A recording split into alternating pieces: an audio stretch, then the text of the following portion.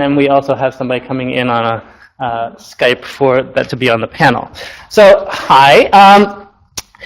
I'm very excited about this program, as I am with every program with Vince Stehle, because I've known Vince for so many years from the Public Policy Communicators group, and I'm going to talk a little bit about that in a second.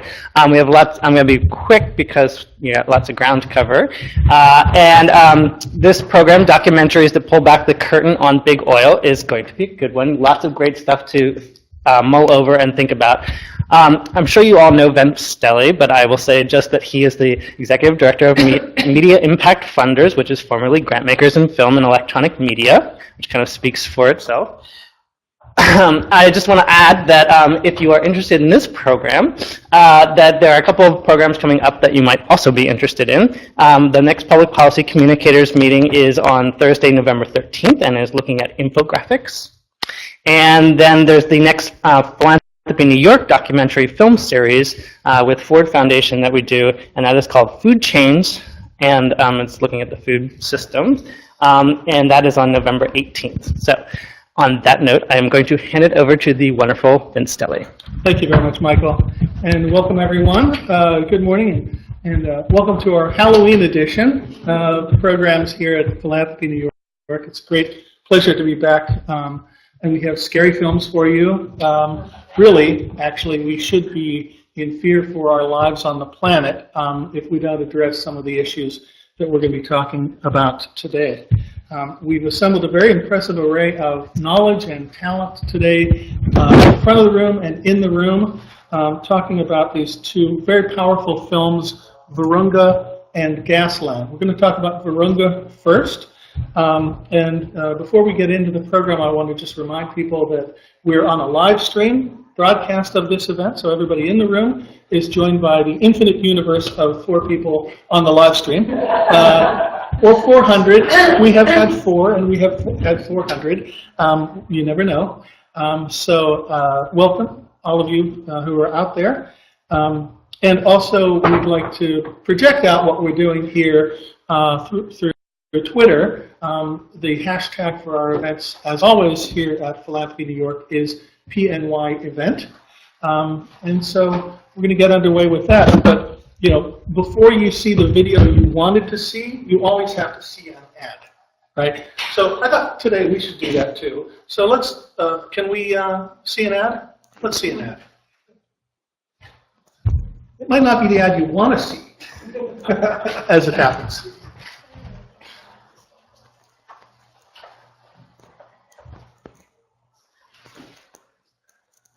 And we run an informal place, so we take our time, and it's totally fine.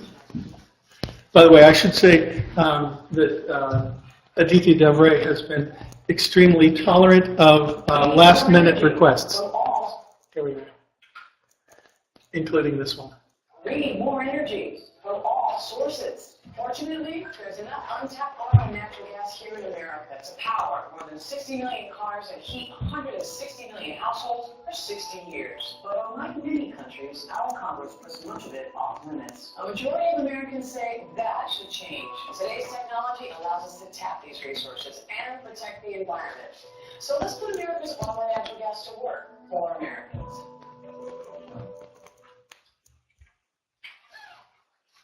Great.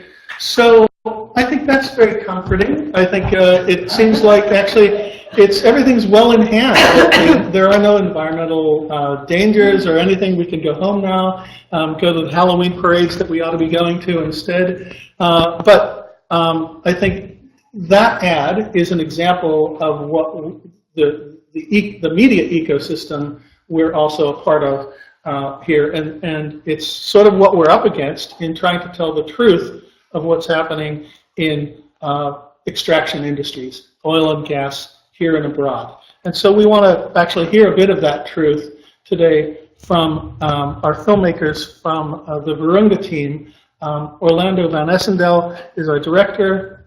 Einsiedel? Close enough, yeah. And Joanna Natasegara.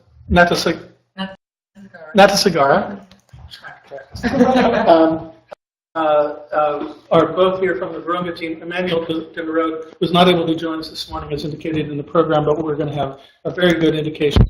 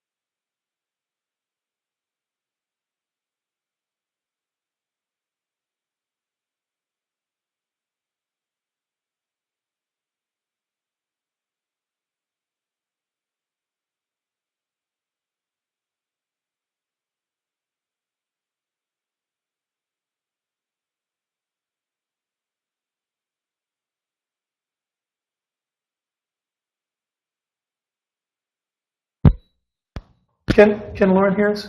Yeah. Hey, Lauren, can you hear us? Oh.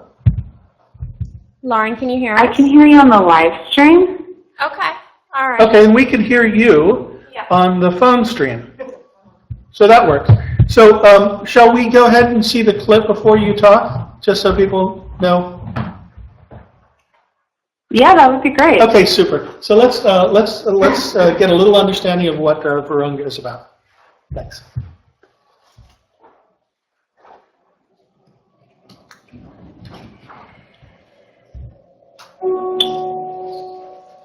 Les parcs nationaux de Virunga contribuent au développement de notre pays. C'est ça ma vie. C'est l'amour. Notre vie a dépend de vous.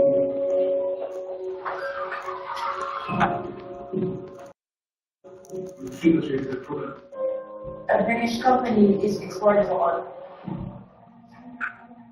My work is to manage the park to ensure that it's protected and any oil-related activities are illegal. All the young groups will want this isolated. Einsiedel Bay was fired. This isn't a war yet, but it could be soon.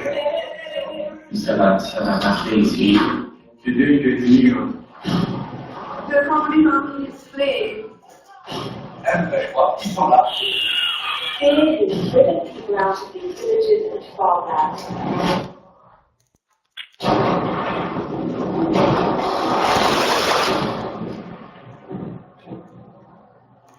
If we were to leave, we would lose everything.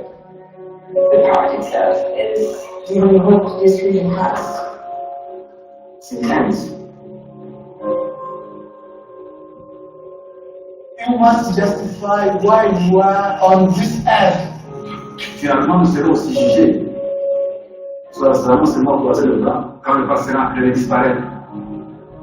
Pourtant, notre sujet et qui se bat reste immortel.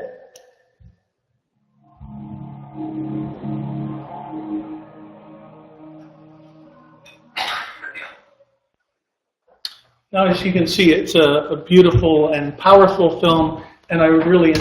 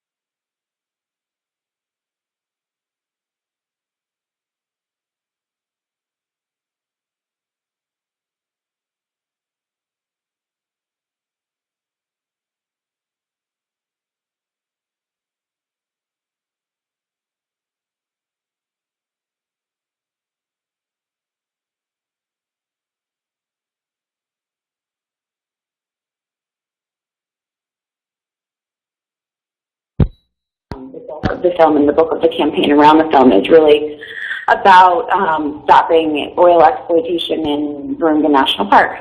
And I split my time actually working on our human rights program, which is what this particular project falls under, and working to stop fracking in the U.S. So when Vince approached us about putting together this program and having this conversation today, I was really excited, and mostly because increasingly oil and gas companies are just going to more and more extreme lengths to tap resources and continue our dependence on fossil fuels. So be it, fracking for natural gas and other really extreme methods of extraction, to seeking resources in really extreme, inappropriate places like in Virunga National Park. It's really important, I think, that we generate as much attention and knowledge about this trend as much as possible across a lot of facets of the work. And Virunga and the film that they've done has been such an incredible platform to tell that story. And the film project has sort of evolved in a really unique way as far as projects that 11th Hour Projects worked on. And Orlando and Joanna are both far more equipped to tell that story than I am. But from our perspective, this is just one more piece of the ever-growing fossil fuel story, and we think it's a really important tool in ensuring that story is a shorter one. Great. And I wonder, maybe people who are not familiar with your organization, could you just say a little bit about the context? The 11th hour signifies the urgency of the work that you've chosen, and maybe where you feel we are in the trajectory of shaping the debate on these issues? Yeah, absolutely. So 11th Hour Project started in 2006, and we're a program of the Schmidt Family Foundation, and we started focusing primarily on really raising awareness about the existence of climate change. And it's interesting because probably over the past 3 or 4 years, we do very little work on the sort of raising awareness piece about climate change and really focusing on solutions, which we see as simultaneously, challenging the fossil fuels infrastructures that exist, and lifting up, alternative energy and other solutions to these environmental and societal problems we are dealing with. And it's the question of where are we in that trajectory, it's a really tough question. From organizationally, our perspective is obviously, we're in really bleak times politically on this issue for the most part, especially here in the United States, but we're so encouraged by, by just the incredible activism and solutions that are sprouting up from really the ground up and in communities and on the state level and on the regional level. So everything from banning fracking in New York, or hopefully banning fracking in New York, the movement to do so, and our continued ability to maintain our de facto moratorium there, I think Joanna and Orlando will also talk about the Virunga Alliance, which is this incredible alternative development plan that Virunga National Park will lead and be the middle of, that really offers up incredible opportunities for jobs and development in and around the Great Lakes region, and especially for, I believe it's 4 million people who are within walking distance of the park. So sort of those stories that we're hearing more and more from communities, and this real realization that people who are most affected by climate change are really willing to sacrifice a lot and go to really extreme lengths to make sure their stories are told, and to make sure that they have better opportunities, and that, as a society, we do better for them. We think that that's sort of the positive trend, and eventually those stories will get into our political structures, and we'll start to see the systemic change that's necessary to really deal with these problems. And are you finding, maybe last question before we get into the discussion here, are there other funders who are coming to these questions with you? I'm sure there's always room for more. But I know that particularly on this film, the Howard Buffett Foundation, the Arcus Foundation, the Bertha Foundation have all participated in different ways. Maybe you could just speak to them who are not with us today. Yeah, absolutely. No, I mean, this project specifically has had such incredible partners on the funding side of things, and just across the board. Joanna and Orlando and the team have done an amazing job engaging with folks, unlikely allies to the most likely allies, and I think that really is one of the strongest points of this particular campaign. And I think generally, philanthropy on these issues, I'm really excited by what seems to be an increasing trend behind sort of looking at the intersection between climate and human rights and environmental health, and sort of this full suite of issues, and approaching it more holistically. Yeah. And I think that the funders who've been involved with this project, you'll very much understand that and see that. And this project is sort of a defining effort in looking at those pieces all together. So I think it's as much as, and philanthropy is typically not very good at breaking down silos. We love our silos in philanthropy. So I think this trend is really positive and seeing, work that's necessary getting done and supporting projects like Virunga and others. Yeah, and I would say, the biggest silo of all is the one where we keep the money. And that's the one that's coming down, too, for a handful of funders, at least, in recognizing the importance of aligning the investment practices with the philanthropic objectives. And so the recent announcement of several foundations to get right with their the climate impacts of their investment portfolios is a huge development along these lines. And I know that this film has been very important in business circles too, and maybe we'll be hearing from Joanna about a little bit of the work there, and hopefully, Lauren, you can stay on the line at least for some of this conversation to join us in the dialogue about that. Okay. Yeah, absolutely. Thanks so much. And I should note that the Shanghai County Foundation is part of that divestment movement, so we agree that it's really exciting and important. Great. Good. So let's maybe now turn to the folks in the room and hear about the movie. So Orlando is a longtime filmmaker, but I think this is the end of the line for these guys because this is the project that they're working on. There's not a next project, as I understand it. This is the project. Not truly the end of the line, but yeah, really, exactly. But we were just talking beforehand where, traditionally documentary filmmakers, they make their film, they do a little bit of outreach work, and then it's on to the next project. There's always a next project, and I think there's not a next project, as I understand it, because this project continues to be a full-time, fully immersive experience for them. So, but tell us what you brought, what brought you to this project, and a little bit about the film. Sure. Okay, so I'll start from the beginning.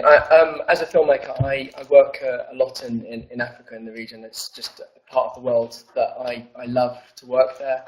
And I've been wanting for a while to try and tell a positive story from Eastern Congo. The kind of stories you tend to get out of the region tend to be about conflict, about sexual violence, and those are obviously really, really important stories to tell, but there are other narratives that play out in the country, and I was interested in trying to tell one of those.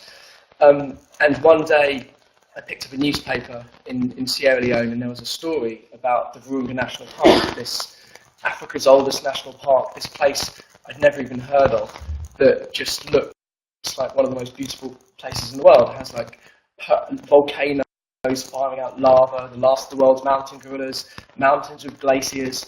And I read about the work of the rangers risking their lives to protect the last of the world's mountain gorillas, and also pushing forward these really ambitious development projects, like really people-focused projects, in an effort to create sustainable economic development, and with that comes stability and hopefully long-lasting peace. And that they were doing that through tourism and hydropower and agricultural projects. So I went out to tell that positive story. That was the aim, and I arrived and started to work with the rangers. And about 3 weeks after being on the ground, this new civil war started.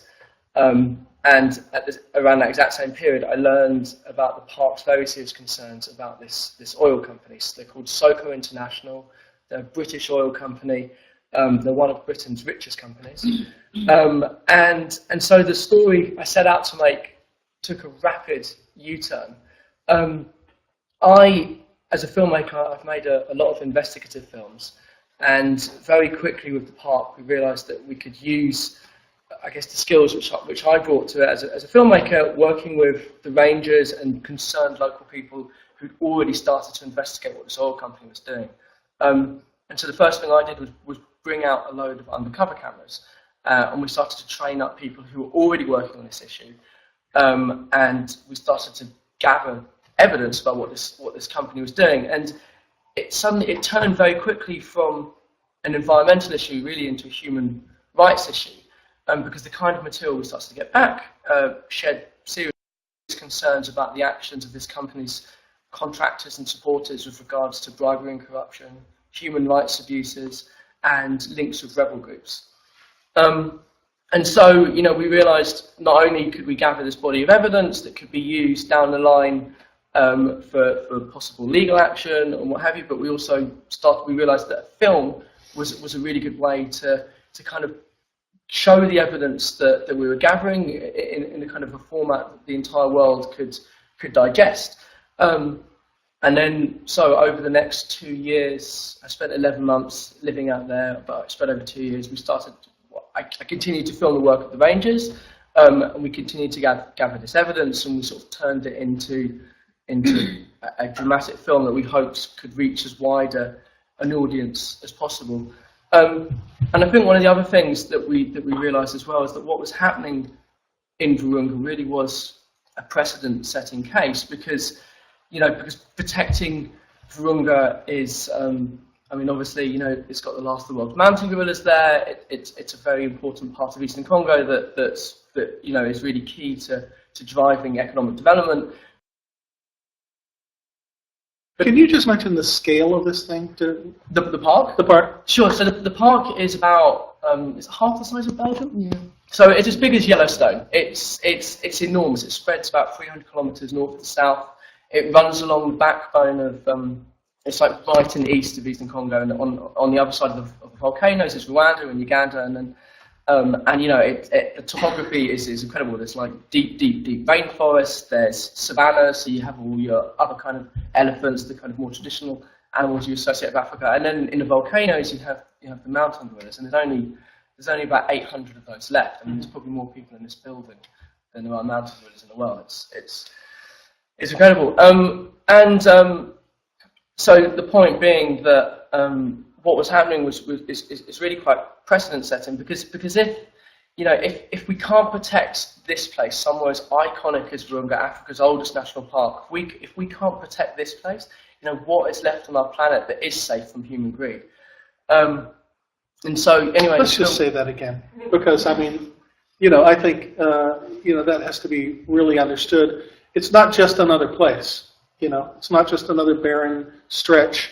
It's really the biodiversity of the place is remarkable. Absolutely. I mean, and I should say that Virunga is a UNESCO World Heritage Site as well. Right. And these are parts of our world where humanity has come together and said these places are so important that they shouldn't have things like oil or gas exploration in. Yeah. And it really comes through palpably in the film. I can say. I mean, you'll see it when you see the film, and you must. So. Yeah, and so and this is the reason why we really believe that everyone around the world should be very concerned about what's happening in this park, because it's not just about protecting a small part of Africa. It's really something which affects everybody.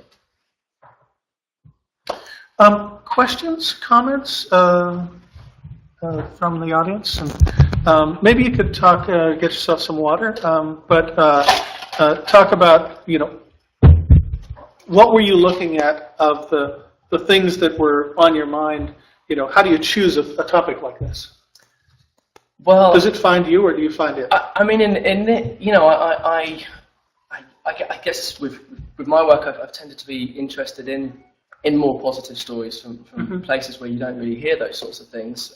It just is what appeals to me, and that was what drew me into this story. I mean, it ended up sort of not quite becoming a positive story, although I'd like to think when you do see the film that it is, it's a very positive message at the end, because while you've got this oil company doing really horrible things, and there's a war, the positive element is the bravery and integrity and honour of the Rangers, who are incorruptible, and that I think that's the pressures on them are just immense, and the temptations are immense, and yet when you see these guys willing to risk their lives, I mean, every day the Rangers wake up and know it could be their last. I mean, 140 of them have died over the last 20 years protecting this park. And yet they wake up every day and they do that dangerous work because they believe in the potential of this park to transform the region for the better. Yeah, and I mean, I think it has to be acknowledged that it's not just, their bravery is not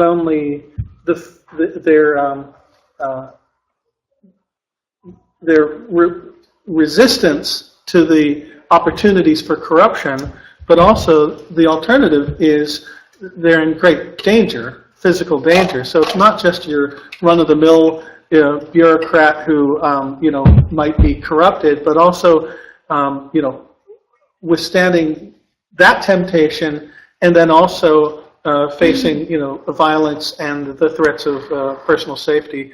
It's really remarkable. We were hoping that Emmanuel de Merode, who's the warden that you will see in the film, would be with us today. But I wonder if you could just say a little bit about his personal bio of who he is and how he leads that effort. Sure. Well, Emmanuel's quite an extraordinary individual. He's been working in the region for the last 20 years. He's actually Belgian, but he grew up in Kenya. He fell in love with Virunga. I mean, I think he always said that as a child growing up, Virunga National Park was always the place that every kid that who wanted to be working conservation in Africa, it was like the Mecca. It was like the dream place to work. And eventually he found himself working there, and there was in 2007 there was a massacre of 9 of the park's gorillas, and it was this really tragic event. But the organisation which runs the park authority in Kinshasa, they decided after that event that probably the right thing to do was get a foreigner to run the park who wasn't embroiled in some of the local disputes that were going on, and so they. I mean, he'd been working there already for 15 years. Yeah. But then he got the job of running the park, and he's quite extraordinary. I mean, he lives in a tent in the park like every other ranger. His tent is like tent number 6. There are times in the movie where you think it's a fiction movie. It's like, this guy can't be this sort of incorruptible kind of character. And of course, I mean, I think it has to be said too, you've got the rangers, the other rangers, the people who work in the park are incredibly brave and noble characters in the movie as well. And we get to see them up close too. Questions, comments for here? Was there an NGO on the ground, other than the Ranger Association, was there an NGO on the ground that was focusing on this issue and trying to do something about it? There's local sort of civil society groups that were very concerned about what's happening in communities. The oil company believes the oil is in a lake, which is in the middle of the park, and local civil society groups had come across contractors for this oil company who were apparently offering splashing money around left, right, and centre to get people aligned with the oil company's vision. So they were already working on the issue. They were doing it alone. They were getting death threats for the work they were doing. The media had no idea about what was happening, and part of the reason they were interested in working with us was because they realised that a film could magnify their voices in a much bigger way. And I think Joanna's going to address some of the connections as well in her discussion. Is Carol Bogert in the room? Yeah. Oh, yeah. Okay. We'll get to you too, because I think you. Yeah. Warning. But anyway, hold that, and we'll take a question here. And if you might come up toward the front, that might be useful. Yeah. Ned White from the Unitarian Universalist Beach Program at Shelter Rock. I'm wondering that. Obviously, somewhere here, this is fueled by the global economy and the role that fossil fuels play as a major source of economic growth and potential. And so I'm wondering how that larger meta-narrative of fossil fuel as the road to development, how that gets engaged in this sort of local arena. Sure. Well, I mean, the oil company would have everyone on the ground believe that they're going to benefit, everyone's going to be rich. And that's certainly the story they're telling everyone. I mean, they're going around to the community saying, if you accept SoCo here, they'll build schools, they'll build universities, everyone will be, will be wealthy and happy. I mean, even the local fishermen know that that's just not true. And I was amazed that, very uneducated people who've never had the chance of going to school could just see through that in an instance, because, Congo, there's a famous saying on the ground in Congo, in that it's the world's richest country with the poorest people. And there's been a pattern there for the last 150 years of foreign companies coming in, taking the country's resources, and the end result being on the ground pretty miserable for local people. And so people are very aware of that, but they believe in the park. You know, the park is sustainable, it will last forever, and communities really, really support that. And they you know, next door in Rwanda, people can see this, the country brings in $430 million a year just from its guerrilla tourism. And so you can see the potential that Virunga can have. I mean, that's an enormous amount of money anywhere. So, you know, people know that what's the line that Soko's is telling everyone is just not realistic. So I think maybe we should switch gears and talk about not just the film, but the broader work of outreach and impact. And for that, Joanna Natasegara is going to talk about her work. She's a producer, an impact producer. So take it away, Joanna. Yeah, I mean, you know, everything that Orlando is saying is right. We kind of, you know, it was very strange to come on a film actually right from the beginning and have the subject of the film and the director have a completely aligned motivation from what needed to happen. Mm-hmm. And what's happened since filming is almost even more interesting. So now we have a tool that they set out to make, you know, and it was really, this film has to help us make a difference. Otherwise, you know, the film is kind of useless, and that's not something you normally hear from a director. Mm-hmm. You know, that's an extraordinary thing for a director to say. Wow. So, you know, so that was a great, you know, that's a great starting point. And really, from that point, it then built. You know, there were some partners on board already, like the Beth Foundation you mentioned, came in very, very early, very, very brave, because of course, you know, what happened was that, you know, Orlando and Emmanuel were working on a secret investigation. Probably 5 people in the world knew that this was happening because it was so dangerous for anybody to even know that, you know, they were using secret camera footage. When you're dealing with oil companies, when you're dealing with rebels, you know, this is a serious life and death situation. Can I just ask a logistical question? Do you happen to have clips on drives that we could slip in? We wanted to show you a clip of some of this undercover footage, which you would see in the full movie, but isn't really much revealed in the trailer for the film. Do you have anything in your bag that we could slip into a thumb drive? Sorry, so, okay, you know, bandwidth issues, this, that, or the other thing. Now you have to see the film to see this, because this undercover work is like, it's really like, you know, has the drama of a fiction film like The Constant Gardener, only it has the merits of being true and actual, and the bravery of, you know, the journalists and everybody who went, the rangers who went undercover with these cameras. What were they? I mean, how did that work exactly? And since we are trying to get a link to the video clip. Okay, that'd be great. Thanks, Lauren. So I'll yeah. Okay, we'll stay tuned. I mean, we use a variety of these cameras. You can actually go to, I'm sure there's one in New York. In London, there's a shop, which is basically a spy shop almost. And it's really weird. You go in there and they've got everything from pens to glasses. You can put them on a plane. Yeah, you can. Yeah, but the ones on the plane aren't very good quality, so maybe don't do that. But the thing is, they're not quite as good as like a James Bond. Something that you might see in a James Bond film. They're actually quite clunky. They often don't work. And the ones that we tend to use most were these button cameras. So that it's like there's a recording device about as big as a cigarette packet, and then there's a wire which feeds into a button in a shirt, and that's the camera.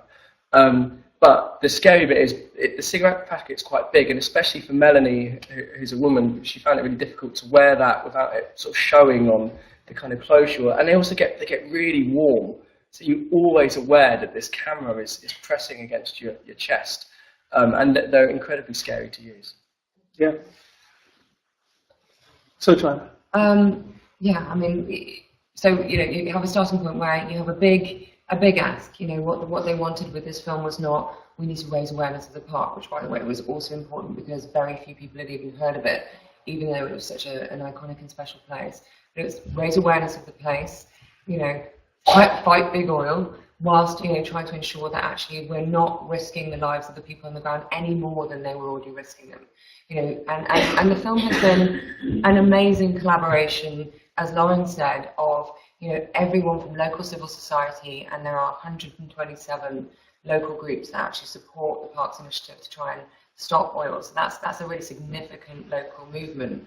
And then the Park Authority itself, which is of course a law enforcement agency, to major American funders from Howard Buffett on the one side to 11th Hour Project, to the Fledgling Fund, CBA Worldview in the UK, the BritDoc Foundation, and then also, even more interestingly, corporate firms. What started happening was we started getting interest from again, on the one side, people like Tom's Shoes, who wanted to raise the profile of the gorillas, because that's the work that they're interested in, to Investec Asset Management, who are actually a South African asset management firm who were invested in Soho International, divested before they saw the movie, and then came to us and said, we want to work with you. We're an African firm. We want to work on positive investment. Yes, we're in the financial sector. Yes, we may have other oil and gas, investments, but this is a line we draw. And in the World Heritage Site, and in the human rights allegations and the bribery and corruption, we don't want this. And for me, that was a really interesting kind of movement, because we're always thinking an impact about how is it that we don't preach to the converted? How is it that we need to galvanize those who believe. What's the venue for this business discussion? There's a gathering of some sort? We've done all sorts of things. So we've done private influencer screenings to financial markets. I mean, the premiere that we have next week, which is a 700-seater cinema in London, has over 100 CEOs from the financial sector coming. Wow. And that is, extraordinary for, for a film team working on a social justice movie. And that's really, down to all credit to Investec Asset Management, because you put their name on the flyer, on the invitation, and CEOs are coming. I mean, it's something that a team like us could never achieve on our own. So it's really about, as Lauren said, finding those partners. 11th Hour have been one of our most supportive partners in every way possible. And then to be able to work with Investec on the other side, to get those contacts has been really great. But we're also, taking the film to Davos next year, World Economic Forum. And it's really about, building those strategies to the different audiences. We're showing in the AU, we've shown in Capitol Hill, we show at Davos, and it's important for us to really make sure that the film is seen by those key audiences to really make a difference. So talk a little bit about the relationship when it's an idea that 3 or 5 people have together and it's secret to the world. How do you have that discussion with a funder? Do you have a relationship with a funder already, or how do you open that conversation? Yeah, it's difficult. It's really, really difficult. And and you're right, relationships matter. I have a relationship with the BritDoc Foundation, with the Bertha Foundation. I've worked with them before on other films of this kind. And is that where it started, with those two? I mean, I guess, the conversation, we were brought together, actually, Orlando and I were brought together through the BritDoc Foundation. So, yes, there's relationships there. And of course, Emmanuel had a relationship with the 11th Hour Project. But it's difficult. I mean, Lauren, I think you'll agree, at the beginning, if you can't talk about what the film is, it does become difficult. So 11th Hour were already supporting the park, but at the beginning it's very difficult to explain how and why the film could be important. And perhaps Lauren wants to expand on that. Yeah, I mean, it was a little bit of a shift for 11th Hour because we were supporting the park and Emmanuel's work and the Alliance work, and then all of a sudden, it was sort of pieced together slowly over time for us about what was going on and what the film was, and honestly, we didn't know that there was any undercover investigation until we saw the first cut of the film. But I mean, we've been working with Emmanuel for 3 years, and it's certainly 11th Hour's approach to be very trusting of our partners who are on the ground and sort of know what's most necessary, and trust that our funding will go towards the best use. So that's the ethos of 11th Hour, and we certainly strive to find funding partners that are like-minded in that way, and it's been a huge learning experience for us to watch this film and how it's been used to generate such incredible momentum for the campaign and to raise the kind of awareness that's necessary to protect the park. And it's certainly the sort of tool that we'll look to now in the future, even though it's sort of unexpected in this particular situation. Right. And BritDoc is one of the main drivers of Good Pitch. And that's where I think a lot of us might have encountered Virunga for the first time. That's certainly where I saw it and was really moved by it. That discussion. So BritDoc is both a convener and a funder. And Bertha, I think, is a major supporter. Bertha Foundation out of London is a major supporter of BritDoc. Let's talk about their role. How did they get involved, and what did they do? Sounds like they had well, both of them actually. Yeah. Yeah. I mean, I think when I heard about the BritDoc Foundation for journalism, right? Yeah. Yeah. I mean, I had worked with them before on a previous film called No Fire Zone, and they consistently kind of come in on these kind of. I mean, I think they did the same with Citizen 4. You know, you see they come in early with an amount of seed money on trust because they believe that actually you need to protect filmmakers in doing this kind of dangerous work. And I guess some of them come off and some of them don't. But it's really important that funders come in at that stage and trust, because security is so key at that stage, and they're very, very good at doing that. And in the case of Bertha, there's a unique role where they combine their film funding and their support for legal work, too, the legal representation kind of work. Absolutely. John Robinson heads up the legal strand of Bertha, and we also worked with her on this film because, as Orlando mentioned, there is a significant legal strand to our work, which we were kind of building alongside the production of the film, which again isn't usual. So we've had a challenging time with this film. And the legal work comes out of London or in Africa? The legal work is interesting because we've had teams in 4 different jurisdictions really working on this. So there's, of course, there's there's Congolese jurisdiction. There's also jurisdiction in Belgium.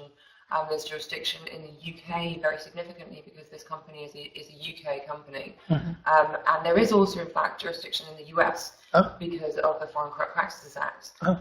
Many members of the board are American citizens, and that's it's again a really interesting thing for us to look at how, as global citizens, this is relevant to us. This isn't just a Congolese issue that the Congolese authorities need to deal with. We think it's very important that we engage with the pieces that are relevant to us. That we're not telling the Congolese government what to do on their own turf, but actually we're dealing with the pieces that are relevant to us. So as British filmmakers, a UK company was a perfect way in for us to deal with the issue. Great. And are there other funders we should? I mean, Arcus and Howard Buffett. I think they're concerns for the apes and the parks and different. No, I mean they're quite different. So Arcus, yes, have a great apes program. So they were very focused on that. But they're a very they're a funder that really understands that the apes are the best hope for prosperity in the region. This isn't just these are cute animals that we need to save, which of course they are. And Howard is another extraordinary funder really because he comes in and has been supporting the park for a long time in a way where nobody else was. This is a region which of course has seen 20 years of war, and Emmanuel has some really extraordinary visions about how development can change the region and bring peace. And Howard was the kind of funder that would come in and say, great, let's do this, let's give this a go. And that's a huge risk, really, to a funder. And it's worked. There are now 2 hydroelectric plants on the ground, microhydro, which are producing electricity in regions in parts of the region that have never seen electricity. And that means light bulbs, it means hospitals, it means greater education, it means cold storage for the fisheries. And that really means actual on the ground economic impact. Exactly, which then brings peace. That's amazing. So must be pretty robust funding streams. Yes, this is not they your are. $20,000 grant. No, they are. No, add a few zeros to that. Yeah. Really. So so Howard's been incredibly important to the park as well. And what's been great is there's been none of the politics of foundations. Each of the foundations has come in really focused on how they can support the team and what do we need from them. And that's it's been an absolute joy. I can't tell you. Wow. There's probably some philanthropy collaboration award that should be designed for this, because it sounds quite unusual to get all these different layers and places to come in. And with the kind of resources, can you just say anything about the kind of resources, the dollars that were required? Maybe some foundations are open about the the figures or whatever. Yeah, well, I mean, I won't be specific about, per foundation, but certainly in terms of, the film and the campaign, they're relatively high budgets in terms of, documentary makers working on the ground, but in terms of really, I hope what we've achieved and what the ambitions, they're actually very low figures. Now, of course, the work that, the foundations are giving to the park is very significant as well.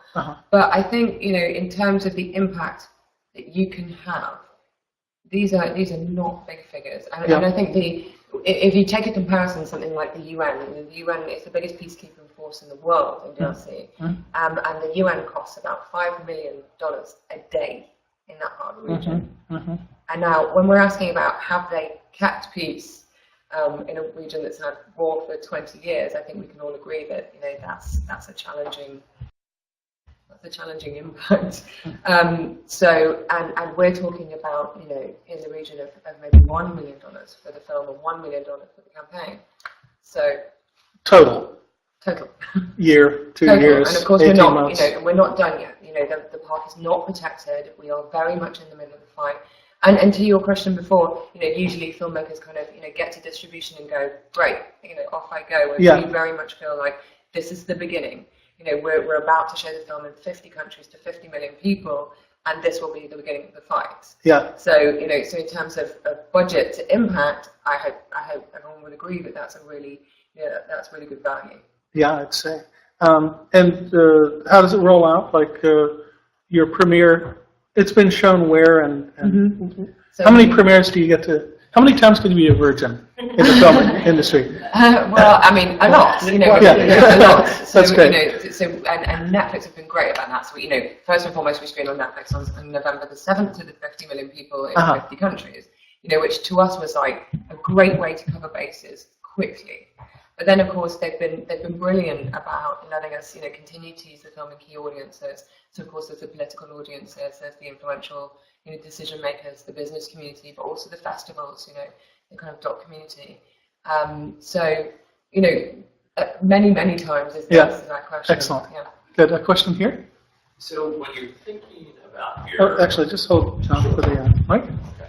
When you're thinking about your impact objectives, it sounds like so far I feel like I've heard a couple. One is stopping, it's SOCOM?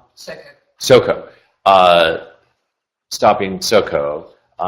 Another is getting the park protected in some kind of meaningful long-term way. When you're thinking about distribution, when you're thinking about showing it relative to those two objectives, how does that, in your mind, what are some of the details involved in that? Who are the constituencies that are really, obviously divestiture is important, but maybe you could say just a little more about where the rubber hits the road in terms of outcomes.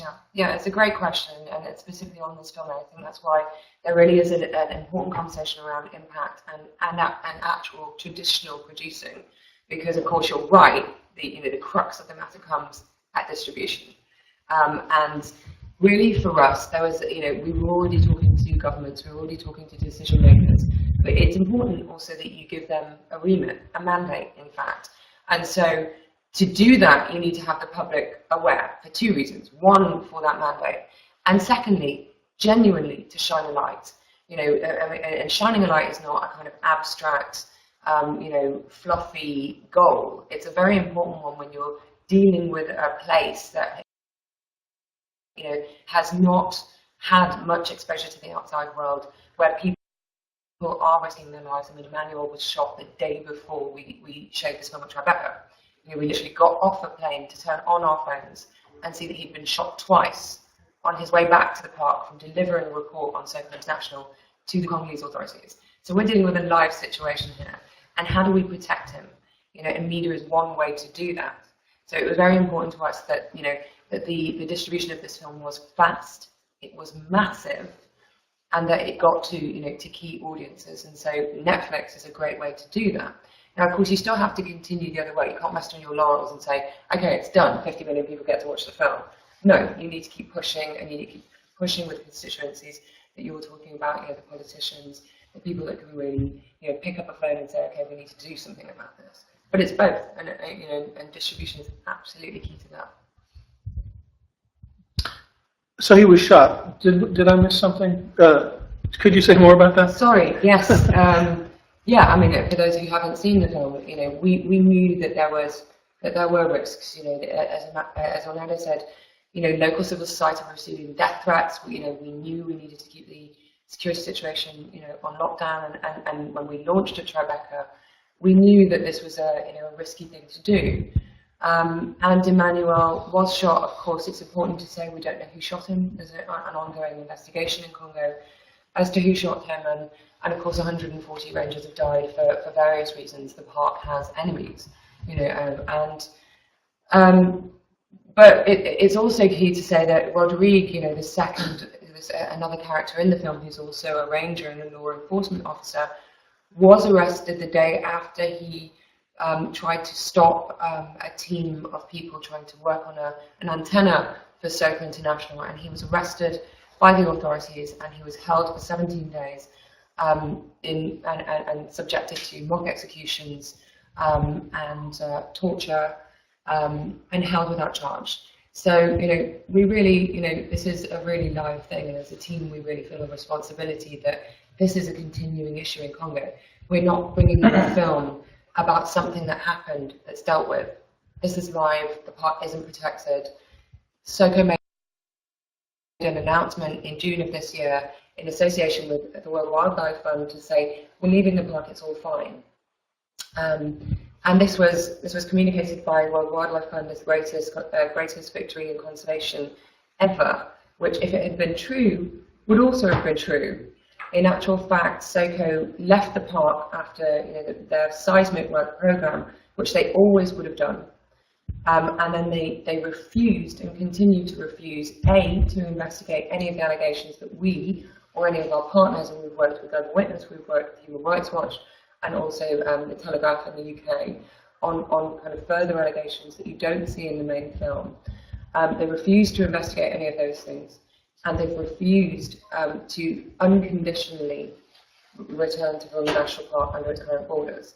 So now what we have is a vast majority of the public who think the park is safe, and an ongoing issue which is ever more dangerous for the people on the ground. So the film is even more important, and when it goes out on Netflix, it's even more important to communicate that actually, you know, people need to do something, and that, you know, this isn't just a passive, you know, story. Carol, do you want to maybe talk about the work that HRW is doing in the Congo? And I think there's a relevant piece here, isn't there? I understand, but I haven't heard. I'm not the Congo researcher for Human Rights Watch. I wish I were, because she could tell you in great specificity what she's been doing. Really? For a minute. That seems very alarming. Yeah. You're fine. You're fine. All right. Well, I guess so. We've been engaged with, to a certain extent, with the film, and are incredibly excited that it's happening, because it is going to obviously raise awareness of this, and we hope put pressure on people who, as you said, need to do specific things. And at Human Rights Watch, our research, which is focused on the threats to park rangers, the Congolese government's complete unwillingness to investigate or prosecute those who are responsible for gross abuses like those we've been talking about here, but I mean specifically what happens to people in detention, and the threats that are made against their lives. So I think I guess our end of the business is to be as specific as possible about the impact. So we're not set up to do consciousness raising. That's not what Human Rights Watch does. It's fantastic that this film will do that. We're asking for very specific things. We're asking for the UK to use the Bribery Act, which gives it the power to investigate the activities of companies beyond its border, to look into what Soko is doing. For the Belgian government, because Emmanuel de Mouroud is a Belgian national, you know, to pursue this case and to try to force investigation inside Congo and internationally. And for the Congolese government to bring to justice those who, first to investigate each and every case, and we've raised many of them in great specificity, of rangers who have been threatened, rangers who have been killed, and others who have been, harassed and have been in danger because of their opposition to SOCO, that the Congolese government should investigate these cases and then should prosecute those who are responsible. So in our view, what's going to really make Virunga safe is a different approach from the Congolese government. And we're trying to find ways for other governments to put, like the UK and Belgium and the United States, to put pressure on the Congolese government. And the Congolese government has to send a signal by investigating and prosecuting those responsible that this cannot continue. So that's kind of been our approach. Yeah, and so you were working before the film in the Congo. You'll continue to work for many years in the Congo. What does a film like this do to animate, to accelerate your work as an organization aligned with the objectives of the film? Well, we hope that, through raising awareness of what's happening in the Congo, people who have influence over the British government, over the Belgian government, over the Congolese government, over the American government, will then be pushing those governments to act. I mean, at the end of the day, the ordinary citizen, those of us sitting in this room cannot kind of physically bring this into being, right? Yeah. State authorities have to behave in a different way in order for this to change. But when a greater cadre of people around the world are aware of what's happening, they can use their various forms of influence to push for this to happen, to go to your member of parliament in the UK and say, what are you doing with the Bribery Act? Why isn't this happening? Why isn't there a parliamentary investigation into this? What is the United States doing? What is Belgium doing? Push our own governments, and in turn then to push the Congolese government to act. Okay. Great. And then this may fall outside your purview, but I think it's interesting to think about the way that different pieces of media affect the public consciousness and how they're used to stimulate impact at various levels. So you have films, in the feature films, fiction films, like The Constant Gardener, which is a very powerful film, and it was about pharmaceutical companies working in Africa. I don't know if that was based on any factual elements or anything like that, but I remember it being a very powerful film. I don't remember any particular impact or outreach work associated with that. Sometimes it seems that a documentary, which might not be as large a budget or marketing budget or anything like that, to have the as large a reach, can actually have a greater impact by being more focused, by being factual, and by being useful to NGOs working issues. I wonder if you have any, both of you actually, to speak to that. I would also say that it's kind of important, and that's what some of these funders understand so well, that the piece of media alone is not enough. That actually we need budgets for proper outreach campaigns, proper impact campaigns, and that those budgets are probably the same size, if not greater, than the budget of the film, because it's important that that kind of work is done by design. It doesn't happen by accident. You don't just make a film even about an issue and then deliver it and expect everyone to understand what you want them to do. Actually, further to your point, strategic work both with the UK authorities and the FCO and all of that stuff has been done alongside the work of the film. So it's not like we're just bringing a film to the fore and saying, here you go.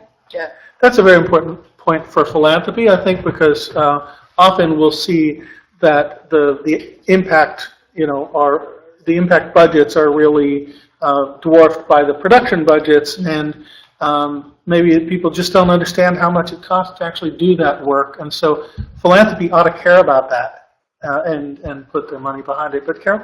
Well, I think that the whole operating methodology of Human Rights Watch is that people in power are afraid of being named and shamed. They really don't like that. And the public revelation of their crime can really be a goad to change. So just to sort of step away from the specific case for the moment, one of the reasons we started a multimedia program at Human Rights Watch is because we felt that we needed the oomph of larger audience, more people knowing and more people being emotionally connected to an issue in the way that this film makes people feel emotionally connected to what's happening in Congo. That we needed to marry that with the hyper-specific impact items that our researchers were pushing for, specific cases of specific prosecution. So it's about sort of getting an engine of public attention and public feeling behind a narrow bore, very drilled in campaign for impact that is specific and actionable and can actually take place. What was very interesting about this film is that I was introduced to the Congo researcher Ida Sawyer by Lauren in Congo. Yeah. So there's, again, the funder kind of putting together two partners. Yeah, that's great. That's interesting. And Diana, you want to just say a word about Diana Barrett from the Fledgling Fund? And thank you, Carol, for a little impromptu. This is you can leave. Can I say just a few? Can I just say a few words because there are lots of things that Diana come. Barrett from Hi, Fledgling Fund. a lot of things come to mind here. One is, I think you said one of you said something very important. I guess it was Orlando. Use the word greed, and I think greed is the upriver issue here, which is being dealt with. I think Naomi Klein's new movie, This Changes Everything, might get to that at some level. As long as we have the kind of capital, God, I sound like a Marxist here, but as long as we have the capitalistic structure which rewards people so heavily for these activities, they're going to do everything possible to pretend they don't exist. So I think we have to, kind of as a group of caring people in this industry and other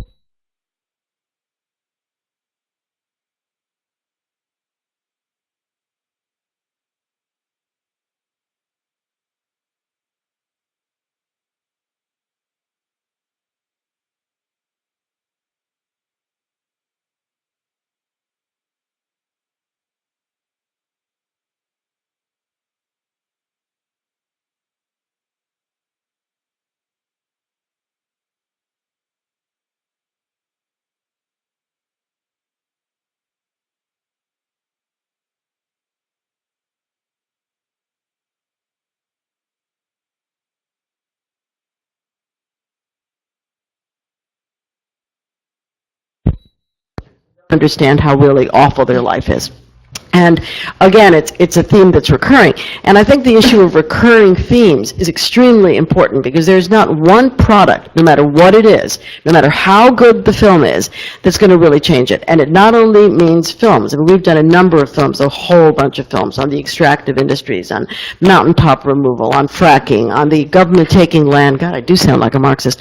The government taking land in eminent domain and basically telling you that 12 feet from your kitchen door we're going to be drilling. Okay? So all of these issues play a role, as well as photography. I think Salgado's work, if you haven't seen the ICP exhibit, is another way of saying this is our world. And I guess the point of all this is by additive effects, you grab people in different ways. I think these incredible gorillas are a wonderful way to grab people. But other people don't give a damn about gorillas, okay? So it's a question of figuring out what the lever is that grabs people, and it's the additive effect. And lastly, in terms of impact budgets, which should be huge because it's so important, and we're always so sorry that our grants tend to be, between 20 and 100,000. But we wish we could, do more. But they also have to be very flexible. So you have to have a real position of trust with the filmmakers and with the impact producers. Because, for example, we did a lot of work with Invisible War, the Bully Project, and those changed enormously over the age of the life of the campaign. And when all of a sudden someone says, we have a possibility for a hearing in Congress next Wednesday, you can say, let me go back and try to get some more money. And we pride ourselves at Fledgling that we do sometimes, we don't put this on our website, but we do sometimes make very quick decisions, because if someone's got to go to Washington next week and the campaign didn't know that, someone's got to say the check is in the mail. Okay, so I think that flexibility is just enormously important. Enough. That's great. Thank you, Diana. Absolutely. It's great to have that testimonial. And I think also applause for the heroic back channel work that Aditi and Crystal have been doing, just quietly, but, you can't see them, trying to get the digital media to flow properly. And I think we have a clip that I think speaks to the point that Carol Bogert made from Human Rights Watch, the importance of the sort of hall of shame, of actually being able to graphically show corruption, as it plays out, and not just to take your word for it that these people are corrupt, but to really show it, and the bravery of getting the footage and then being able to sort of construct it. So are we there now? Is this the right clip? You want to set it up, Orlando? Just to say, this clip that's about to play isn't actually an undercover clip. Oh, okay. I can give you a different one if you like. Yes. I mean, this is them talking about what they're going to do in terms of how they're going to Well, let's run this one and see if that at least gives you, a flavor for what we're talking about.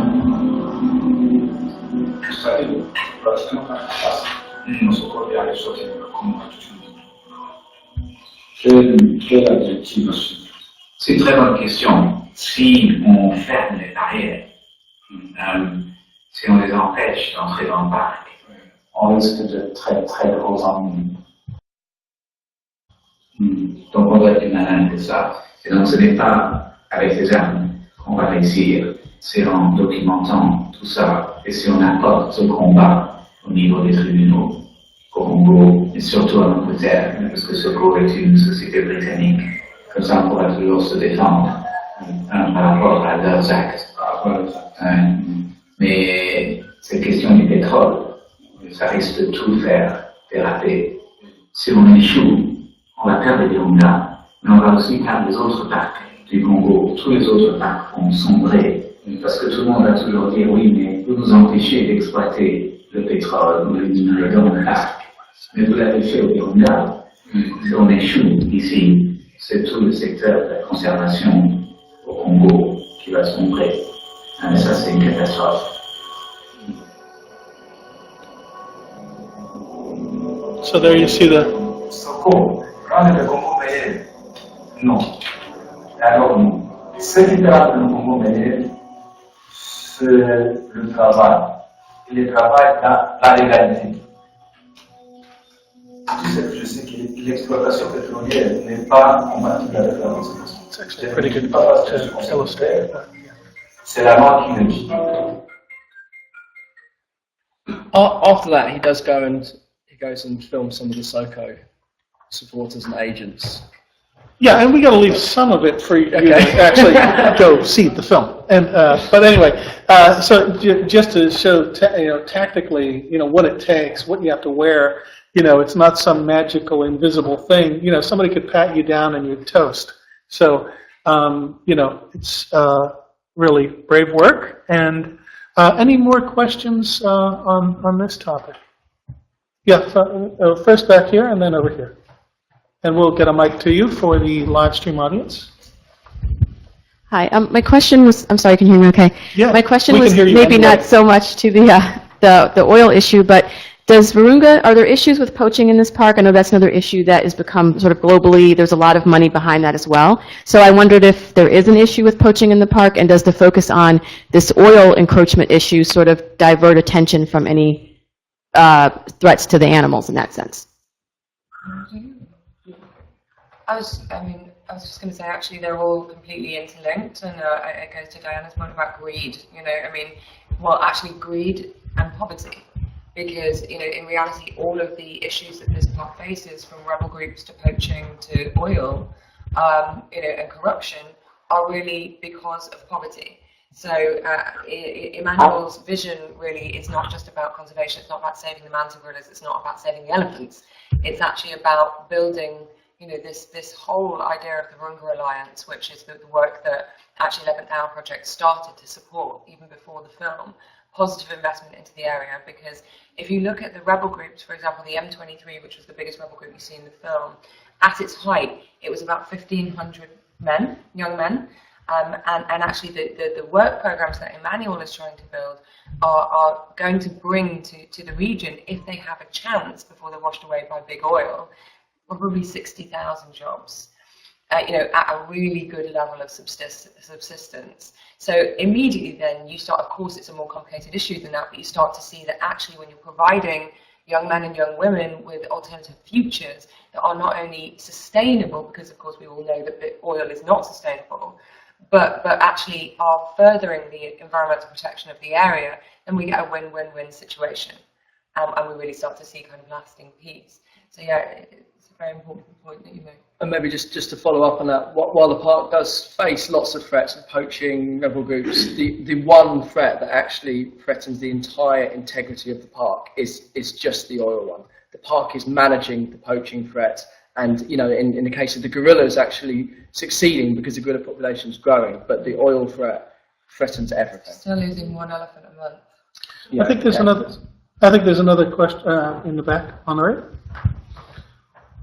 And Lauren, before we wrap up, if you want to think about any further thoughts or final thoughts, stay tuned. It's a very basic question. And if you could identify yourself, if you'd like to. Elizabeth Hutchins, Hutchins Foundation. If SOCO is truly dissuaded from exploration in Virunga, are there other big oil companies willing to take on the difficulties simply because it's possible for them, worthwhile for them? Is BP in the wings waiting, or someone else? I mean, perfect point, and the gentleman in the front mentioned, there is a two-pronged strategy here. First is to stop SOCO from doing what they're doing, and the second one is to really protect the park, and of course the latter one is much more difficult, because even if we do the former, we still have, how do we stop someone else coming in? The other thing about the naming and shaming that Human Rights Watch do and the work that we've done with this film is to discourage, actually, if we work on SOCO, we really do feel that no other major, at least, FTSE 100, FTSE 250 company will come in and replace them, because the reputational risk and the regulatory risk around, what we've shown the world is really serious for any kind of reputable company with shareholders. So that's one point, but that's not to say, and it's worth saying that Total also had a block in this region in the north, and Total actually of their own accord, with some pressure but not so much as this, just said, look, we're going to hold on to the block. We're never going to explore in it. It's not worth it, and we will protect the integrity of the Virunga National Park, because we believe that we need to do that. So actually, the public-facing big companies like BP, Shell, Total are kind of easier to name and shame like that. The worry with Virunga is first these small kind of wildcat companies like SOCO International that have no public offering, and secondly, state-owned companies that have no non-interference policies that could come in and actually we don't have any leverage on them at all. That is a very, very worrying thing for Virunga. Well, it's not easy work, and it's never done. I mean, right? It's not like you can. The film is out there. We all know the story now. We don't have to worry about it. Then the work begins. And Lauren, do you want to offer any further or final thoughts? Yeah, just a couple of things. I think Melanie said it. The reporter in the trailer at the end, that Virunga is the greatest hope for the region, and it sounds like it's, just a lovely sentiment at the end of the documentary, but really, at 11th hour, we wholeheartedly believe that, and in fact, in the campaign, and in the film, and in the park, because we really think that that's true, and I just want to say that Orlando and Joanna and Emmanuel and the whole team of people that are working on this are amazing and so talented in so many different ways, and have just orchestrated this incredibly complicated campaign such grace, and have brought in amazing partners, and it's really thanks to sort of their creativity and nimbleness and just real, true, genuine dedication and passion to the work that this has been as successful as it has. So I just want to name that and thank them for that. Great, agreed, shared sentiment. Excellent. All right, and any final thoughts as you go deeper and deeper into your world tour? Watch the film. Yeah, yeah. Okay. 7th of November. 7th of November. Absolutely. Okay. Thank you.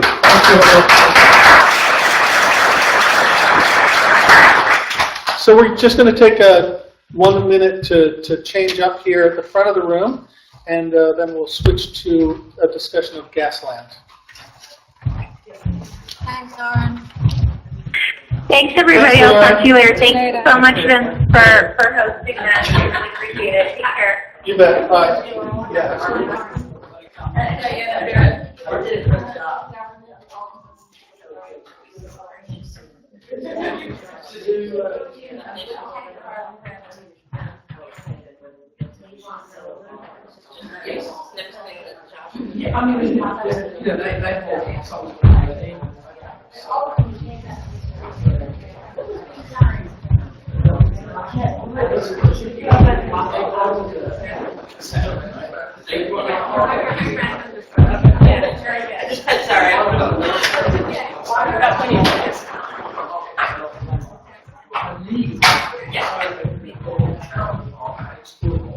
Sorry.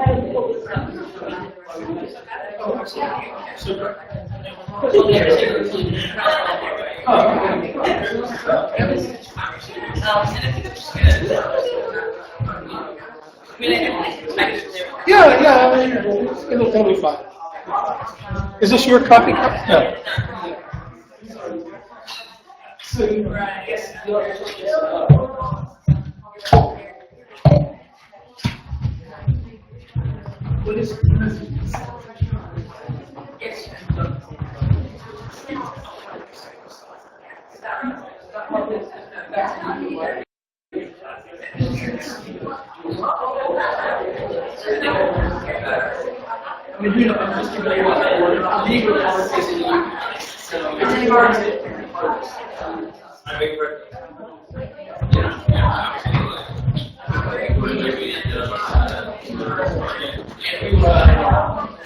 You can scoot up a little bit closer. Yeah, because there were only two initially, so I pushed that kind of out a little bit to make more room. But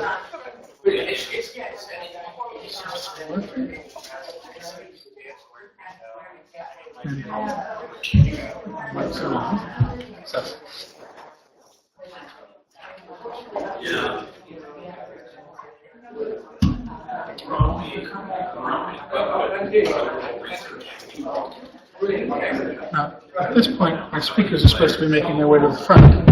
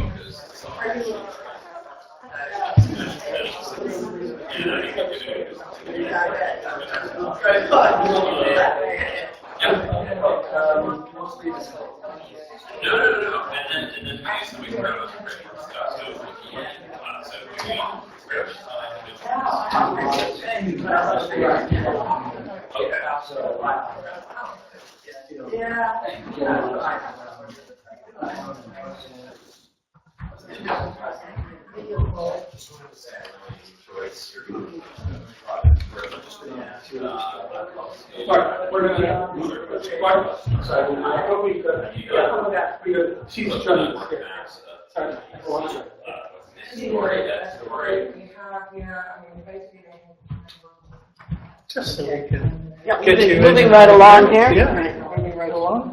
All right. This is the chair. Such a rich discussion. I know, we're really reading the book.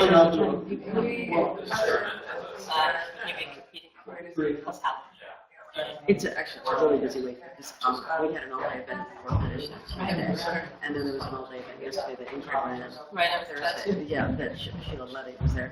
And this one today is free and open, so maybe people will have a meeting, but this is really good. Yeah, well, we're live. So in the order of the discussion here, There's a remote that I'm supposed to. yeah, you will have it in your hand. Okay. So, just in time delivery, I'm going to give a brief intro. We're going to see the first Gasland clip, Gasland 1. And I'd like you to talk a little bit about Fledgling's work, which I know was extensive with Gasland. And then, John, you're going to talk about your review. And then we'll see the Gasland 2 clip, and Jessica will talk about the larger review. Great. We have. Okay. All right, so we're going to continue our discussion today, and now we're going to shift gears to Gasland, the total Gasland project. It's somewhat similar to the Virunga discussion we had, where, I think we have, in the case of Gasland, also not just another film by another filmmaker on the way to his... I don't know about that. On the way to... Sorry about that. On the way to the next project, I think, Josh Fox, the filmmaker behind Gasland, wasn't even a filmmaker when he made the film. He was a theater director, and he was just an accidental documentarian by virtue of his personal experience, and found that the documentary film was the way to express what he was experiencing. And he's continued to develop this project into Gasland 1, Gasland 2, and now they're gearing up for their Grassroots Solutions Tour, which is a theater piece that really, I think, explores the not just the problems of fracking, but also the opportunities for solutions through renewable energy. So I won't speak for Josh here, but we have several different perspectives on this work. It's been out there for a few years now, and so we have with us Diana Barrett, who's president of the Fledgling Fund, and had worked very closely with the Gasland project, provided support, and also direct activity. I believe Emily Verellen from Fledgling was the point person for this project, and they worked hand in hand in constructing a really intensive outreach strategy, far more than most, I think, documentary films in terms of the on-the-ground kind of strategy, and we'll hear a little bit about that. John Johnson, founder and executive director, is that the title, for the Harmony Institute, and among many other interesting hats that John wears, has done a really interesting investigation into the impact of Gasland on the language around the subject. And we're going to see a clip from both Gasland 1 and Gasland 2, the trailers for both. And Jessica Clark, our research director at Media Impact Funders, and who runs her own Dot Connector studio, is going to talk about the full report on the project, Gasland project, that is part of our Media Impact Festival, all of which you can see on our site, mediaimpactfunders.org, under the festival, and we've got that report there. So right now, let's take a look at the clip, the trailer for Gasland 1.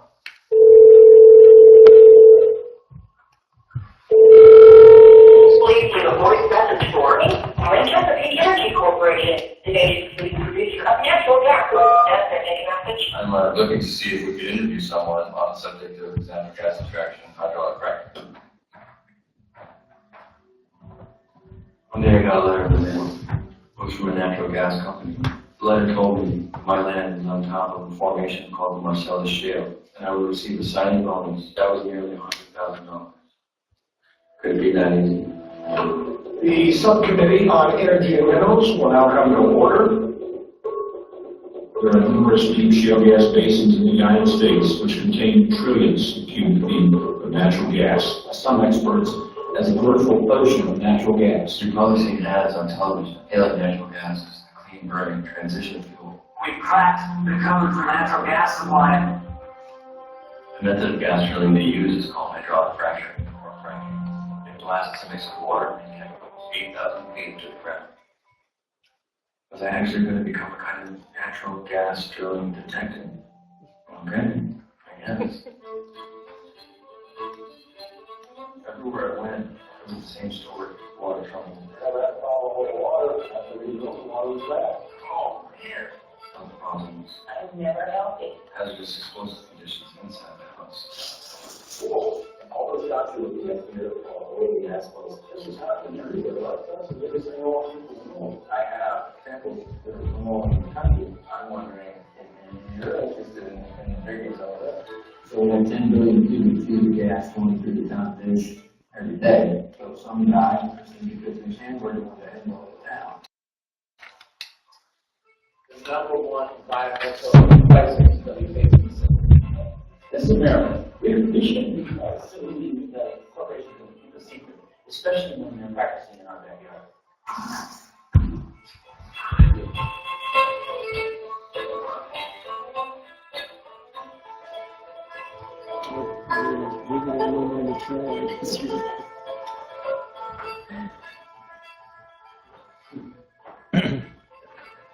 Right, and we don't even know what year that was, what September 15th that was. It was 10. 2010, okay.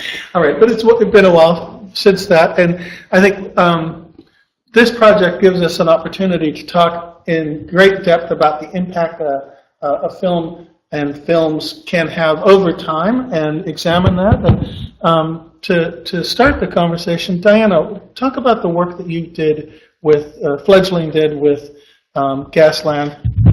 Well, the work, first of all, I think I'll answer a different question that you would have asked. I think this film has changed the language around in many communities, and it has raised awareness, which is the first thing we try to do. It is hard to think that someone has not kind of heard of the general topic of fracking. So I think that's been, they may not know the ins and outs of the 11 million chemicals and all the controversy around it, but it's in the vocabulary, which is just huge. We got involved in I was going to say fracking. We got involved in Gasland just before the Sundance trip to Sundance, and because that's also taught us as an organization that it's incredibly important to use Sundance as the best possible platform. And very often filmmakers get into Sundance and they go, oh my God, I got into Sundance. The great news is I got into Sundance. Oh, I need another $50,000 to go to Sundance and I can't afford PR, et cetera.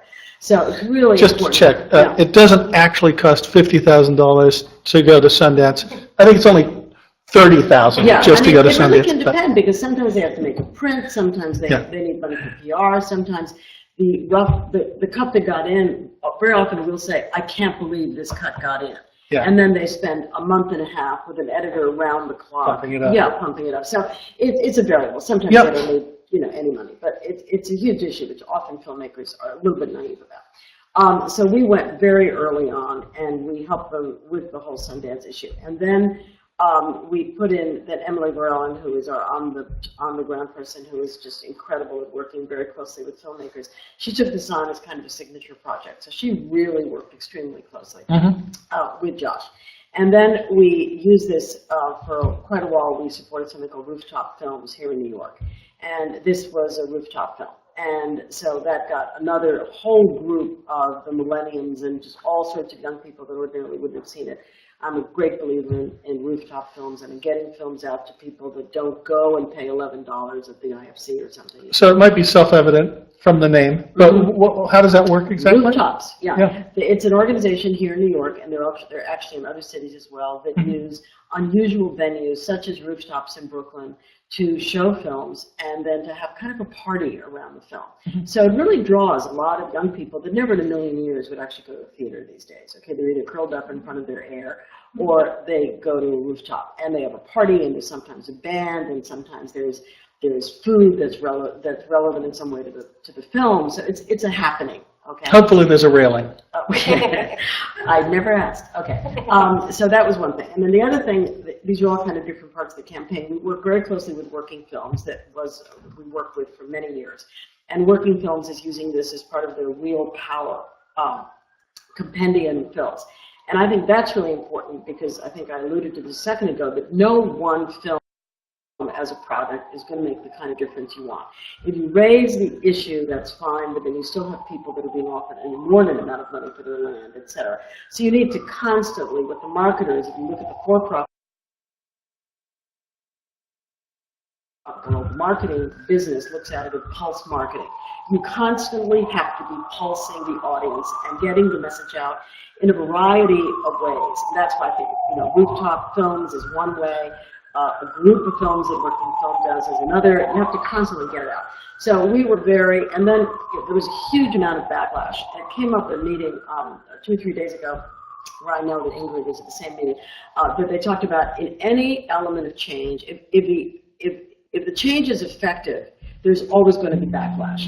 And I kind of had never thought about it in such a simple way that it's really important. And there was enormous backlash. I mean, I went to a meeting in New York that wasn't even on Gasland, but it was a mayor's conference in New York. And all these men were just gratuitously talking about this ridiculous film, Gasland. And the fact that you can that if you live in an environment that has methane in the environment, you can light your closet even without gas. They were completely discrediting it and saying that Josh Fox had made this up. And then Josh had to go and write a couple of just wonderful pieces that were broadly online, and we helped to disseminate those, talking about it. So he had an enormous issue to deal with. And I think, honestly, that he could have been a little bit more careful in the film in Gasland 1. about explaining these issues, because as a filmmaker that's getting involved in an incredibly controversial area that is fed enormously by people's greed and the ability to make money, you've got to be so careful that your case is 125% airtight. And I think he was a little less than that for Gasland 1. So that's something we really work with filmmakers on now, very carefully. Are you completely fact-checked? I mean, are you absolutely sure this is true? Because if not, you're just giving somebody an incredible opportunity to discredit the whole film because there's one little piece that may not be true, okay? So we worked on it for a long time, and that's another issue that I think is important. These are long-tail campaigns. They don't end after a year, and usually when we fund somebody with fledgling funds, we stick with them. We become partners with them, and we stick with them for sometimes a number of years, because that's what the campaign needs to do. And the campaign morphs and changes and adapts to both the technology and the legislative changes and policy changes and the interest in Washington. And finally, I'll just say that another kind of aha moment that I had at this meeting on Tuesday, it was a good meeting, was that there has to be fertile ground, which is Ellen's word. She also used a wonderful word called horticulture, that there has to be fertile ground for something to happen. And the example I gave them, and I'll give now, because I think it's a good example, is we're getting an enormous number of films now around gay, lesbian issues and transgender children or transgendering children. Now, I don't even think I completely understood that concept 4 years ago, let alone, it wasn't even in a lexicon. The ground was not fertile. And now the ground is fertile, and we're getting really, really powerful films. And to wit, yesterday, Cook's, talk that he's gay and that came out, and that just wouldn't have happened a number of years ago. So I think that there is really fertile ground for certain things, and I think for Gasland, there was fertile ground in terms of really understanding where our coal and gas and oil is coming from, and more of an interest on the part of the public to at least obtain some level of perhaps minimal, but the beginning of an understanding on the subject. So there is fertile ground, so it's time for us to really work together on multiple projects that'll push the idea forward. Great stuff, great overview. I wonder if you could talk about the sort of texture of the outreach on the ground, city by city, village by village. It sounded like they would, like a one-room schoolhouse would be ideal for some of those. Yeah, I cannot talk specifically, as specifically as you would want, because Emily's not here, and because you didn't tell me I was going to be well until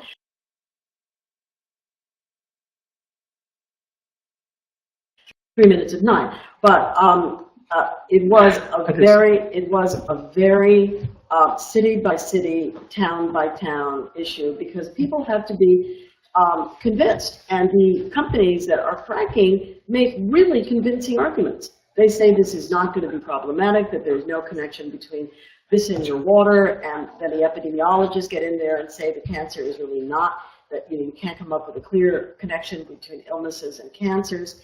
And if you read actually it's a phenomenal book called Tom's River, if you haven't read that, about epidemiology and cancer, because again, as long as you've got people that are negating the anecdotal evidence that appears, it stops the conversation very effectively. That's why this campaign went on such a local, had such a local imperative, because we had to go to the organizations and the counties where this was happening more and more. And now, of course, it's happening more and more. But even now with tar sands, I think there's more of an understanding that that black stuff oozing out is serious stuff that has to be, attended to. Yeah, and there's a very interesting project, Fort McMoney, I think some people know about. That's, I think, both a film and a game and an online experience about the tar sands underway. So it's true, there are so many different projects. And apologies for not giving you more than three minutes warning. Well, I'll give you an hour, because you have an hour to sit around and think about it. So be careful.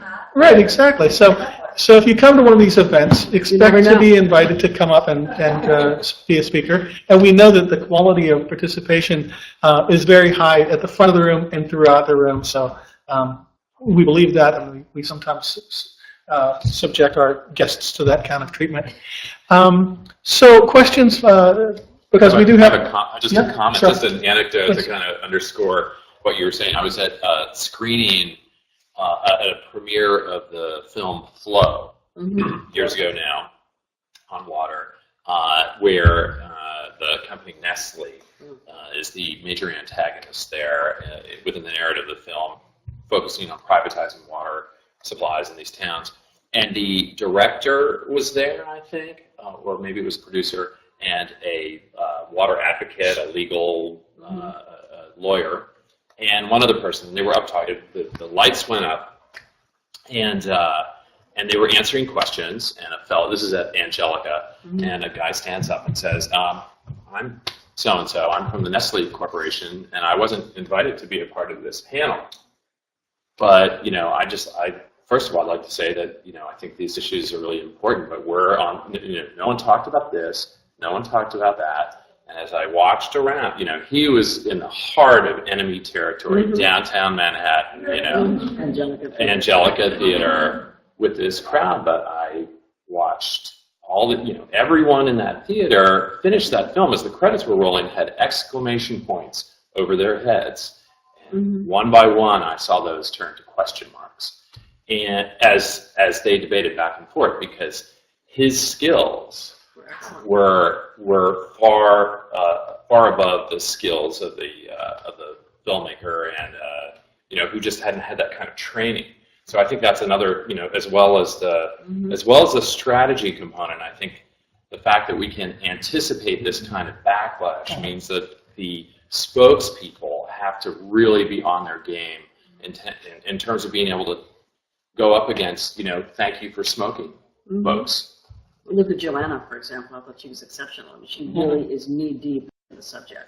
And that's what you need. And that's what I meant about that Gasland, that if you open up the territory to a bunch of... And remember, these people are trained. You take very expensive... My husband went through something many, many years ago, but it really stuck in my brain. He did something called media training. And I was able to be a fly on the wall. I mean, I just listened.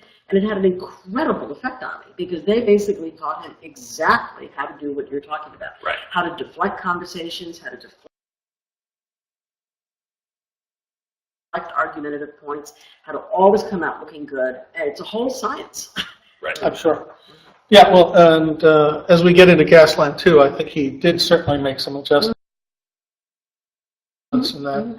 And Josh is a pretty tough guy, so he handles it too. A question in the back, Carol? I'm interested in how you feel about what happens when Hollywood gets a hold of an issue, because I think there have been sort of feature films now made about fracking. And when you speak about accuracy, a Hollywood film, of course, with stars and big names is going to be seen by many more people.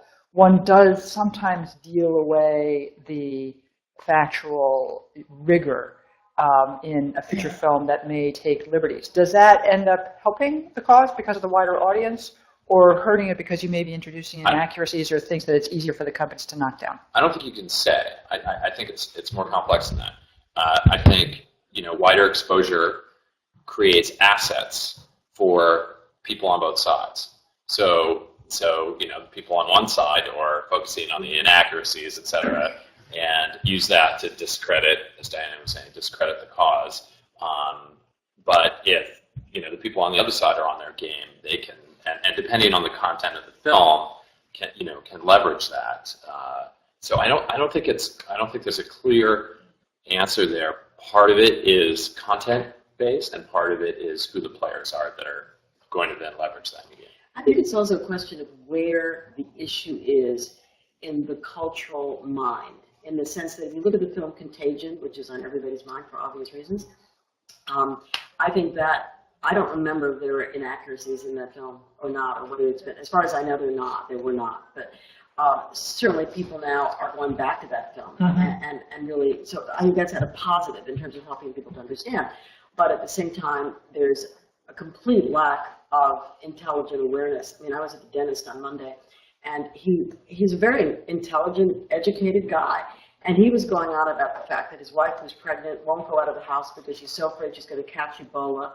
And I'm sitting with my mouth open going, I mean, Hard to have that conversation. how could this man honestly think this? So I think it depends kind of where it is. I think in a Hollywood, you're absolutely right. I think in Hollywood, we just got a narrative in this film cycle. And we normally just fund docs. And I think we're going to fund this narrative because if a narrative gets out and really is seen by so many people, it'll really move the idea forward. But again, it depends on where the idea is in its formation. But I mean, at the same time, I think we have to check our assumptions, and film by film, it may be highly accurate. There are important efforts in Hollywood that are working to educate script writers, screenwriters, to make sure that their films are factual, accurate. USC and UCLA both have significant projects. We've featured some of those folks in our programs. And at the same time, I think you can't always assume that the feature film is going to have as big an impact. And we'll just say Promised Land, which I think may be the film you're speaking of, I think probably has not had as big an impact as Gasland. And you didn't see it, and nobody else did. Even with Matt Damon and Judd, I saw it too. But the four of us saw it. And amazingly, there was it kind of landed with a thud, and I think it fell in between the animosity of people who didn't like the message and the lack of embrace of the people who didn't think it went far enough. And so it fell into a kind of a dead middle and some people would say it just wasn't a great story, kind of a mediocre story. I thought it was very interesting because it told the story of the place I'm from, Western Pennsylvania, and I thought they kind of got it right in terms of the sensibility of the place and things like that. I saw it in a theater there. It was empty there too, but even there. So you can assume Hollywood, big budget, tens of millions of dollars, is going to have a bigger reach and a bigger impact. But in, I think, several cases of paired features and docs, the docs end up having a kind of winning the snail's race against the tortoise. Is it the tortoise and the hare? The snails even, whatever. So they win the slow, steady race of outreach over months and years that Hollywood marketers, know that the film has failed in the first 40 minutes of the gate. It's like, okay, it didn't open well, boom, we're done. Let's just back out before we spend a lot of money.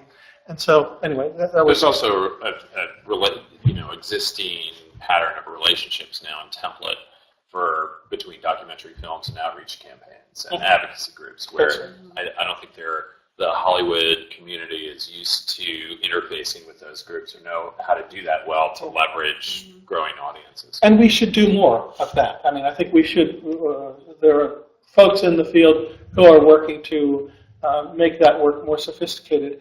But, one of the things that you said was, Diana, that Gasland really changed the language. And I think that's a great segue and setup for the work that John has done in analyzing the impact of that. So why don't we switch gears to John's presentation? Sure. Tell us about what you found with Gasland. Just a little background on me. I co-founded a web company called BuzzFeed with my friend and partner Joanna and got super interested in measuring the social impact when I saw that we were still, people were spending all this money on cost marketing, billions of dollars, and we were still measuring that through click-through rates and Facebook likes and things like that. So went back to school, dropped everything, went back to school, got my master's, and brought together a group of data scientists and computational social scientists to tackle this problem in a mostly quantitative way, although we do some qualitative research too. And this is mostly based on work in my master's thesis, so I wanted to, you hear a lot of talk about cultural consciousness and shaping the conversation and I wanted to think about, I wanted to look a little harder at how films were doing that, and I wanted to pick a particularly contentious topic, so I chose fracking at the time. That was, and the great, of course, the great piece of media around that was Gaslight.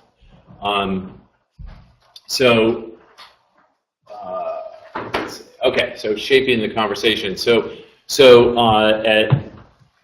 that term is used a lot, but I just want to take a second to define it. At Harmony Institute, we differentiate agenda setting and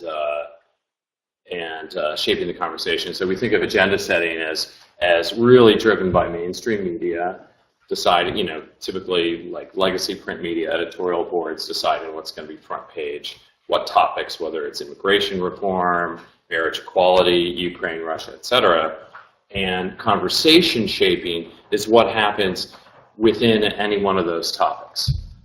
And that is much more a function of the frames and subtopics and a couple of other dimensions within those. That's how you see conversation shaping happen. So I just want to talk about some of those other dimensions for a second. And if I could just jump in, just logistically, so we're a little darker in the room so that the people on the live stream might be able to see the slides. And I can see from the live stream that they're not going to see real well anyway, but in any event, that's the compromise we're working right now, if you're wondering why we're in the dark a little bit here. Okay. So visibility, legitimacy, resonance, those are super important. So visibility is, you know, are you front page, are you above the fold, below it, you know, who's featuring you online, what are the UVs around your story, unique visitors, what are the views. Legitimacy is, you know, who are the are the gatekeepers picking your story up? And resonance, how many people are picking your story up? You know, how much is the echo chamber featuring you? And then frames is the frames and metaframes and memes is the other really important thing to look at when you're understanding how to shape conversation. So frames can be specific linguistic constructions like tax relief, which is another way which is one frame for taxes. And they can be kind of metaframes, and I'll get to the metaframes in a second. But so frames are, why are frames important? Frames are super important because they highlight certain aspects in a network of associations in our minds, and they, you know, so this is like a sample network of associations. When you think of taxes, maybe you think of, you know, funding the infrastructure, highways and things like that. You think of the economy, federal government. When you look at taxes through a lens of tax relief, you have new nodes come up like pain, things you need relief from, other things like pain and famine and hardship. And in that way, tax relief makes infrastructure invisible. Okay, so then let's look at metaframes within, just really quickly here, within a, you know, context of fracking. You could look at fracking as an industrial process, and you could look at fracking through a public health frame. And one of the powerful things that we were able to show that Gasland did was really move the frames that people were looking at fracking from, and I'll show this in a second, from an industrial process one to a public health frame. Okay, so the last thing I want to talk about are memes. So memes aren't necessarily frames, but they are things that are really shared, term coined by Richard Dawkins. This is a visual meme that was in Gasland that did really well. I'll talk more about that in a second. And memes are really important too. Why is shaping the conversation important? Language is super important. Frames, as I was saying, are, you know, highlight one set of decisions, make another set of issues invisible. They have been positively connected to social outcomes and political outcomes. We know they count. We've also found that we can predict social mobilization, and even in some cases genocide through looking at language. The really important study on the Hutu-Tutsi conflict, and in Rwanda. Yes, in Rwanda, looking at how language there in social media and mainstream media is predictive of violence. Another study by a guy named Koopmans on neo-Nazi mobilization. Anyway, so that's really, it's important whether you're awareness building or you care about legislation and policy. So typically the way we've been looking at doing this kind of work in the past was both qualitative and quantitative. So you know, is Nick Kristof talking about your story, doing focus groups, surveys, and then looking at direct count of tweets and things like that. And those have some problems. First of all, the focus groups and the surveys are expensive. That's very hard to scale. The word count stuff and word clouds give you almost no relational insight. And there's response bias issues. And if you're going to do something comprehensive, the amount of data you're dealing with can be overwhelming. And for people who can't see the slide, can't make them out online, we'll publish them on our website. And so listen to what John has to say if you can't make it out. And sorry for the interruption. That's all right. Yeah. That's all right. So I used a machine learning technique called topic modeling, which is especially useful for this kind of thing. And just really briefly, topic modeling allows you to see some of the implicit relationships in language in large bodies of text. So, so computers are really bad at understanding implicit relationships, and topic modeling helps compensate for that. So this is a terrible looking screen, but I just wanted to give you a picture of what the national conversation over this longitudinal study looked like in terms of topics. We're going to dive in here, and it's going to become a lot more comprehensible. But this is fracking on this window is fracking on the bottom in terms of social media and mainstream media, and then the film Gasland on the top. So conversation about Gasland, conversation about fracking. Time going this way, left to right. Okay, so so here we have a zoom in on these topics, and we're going to focus on social media for this talk today, just in the interest of time. And these list of words you see here are the most statistically correlated words to the term fracking. Now, this is important because this is an indication of these implicit relationships. So some words we see tend to go together, like Lindsay Lohan, rehab, tend to appear together. Ukraine, Russia now appear together. They didn't always, right?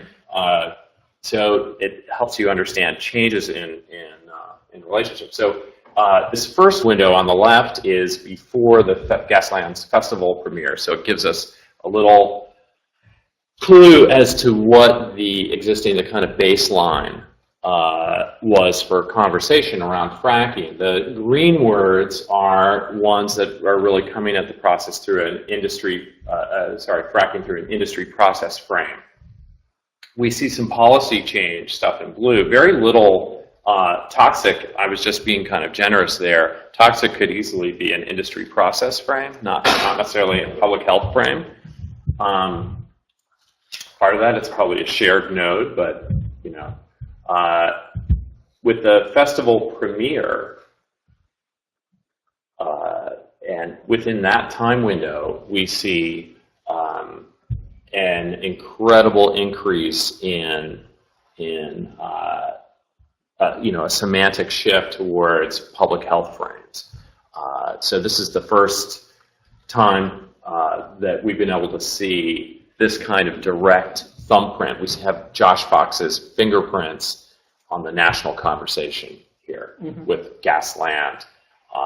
With the reason some of you may be wondering, like, hey, you put Marcellus Shale in a public health frame designation. Why'd you do that? Because it could easily be an industry process one, couldn't it? And we did a cross-correlation test on that term. It's super correlated to the film, so we assigned that a public health frame. So one of the things that you can begin to see is that once this is, again, everybody talking about fracking is now talking about this stuff.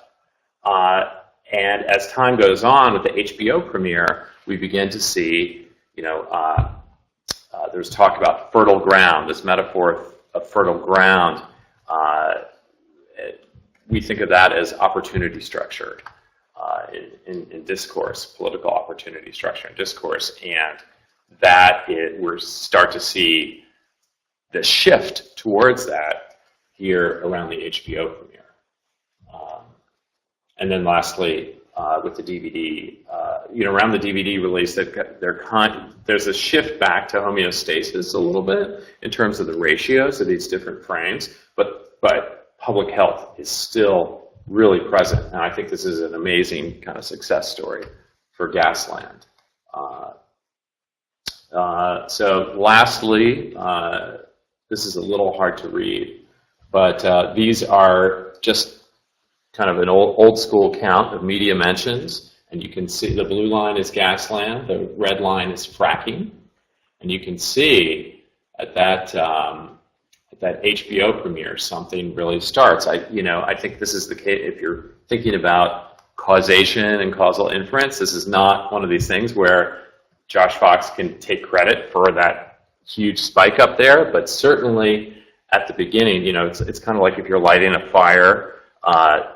Those first strikes of the match are highly correlated to the possibility of fire, but when once it's going, you can take less credit. And then last piece, weekly searches. So information-seeking behavior is something that people should really be paying attention to. That's correlated to increased action. If you're looking for results, information-seeking behavior is a metric, is an impact metric.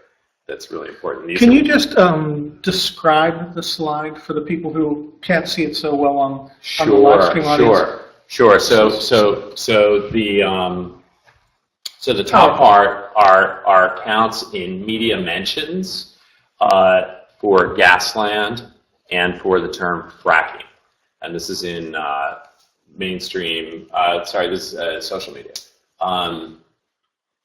and we see very little activity until Gasland premieres on HBO, and it looks like something starts there, and then we see another spike as the fracking study got commissioned by Congress. What are the units when you say a spike? Are you talking about hundreds, thousands?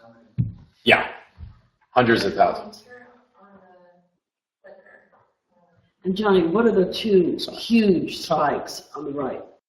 So, I can't point read the other axis here. Okay, so these huge spikes we think are related to, and again, this is we were focusing on.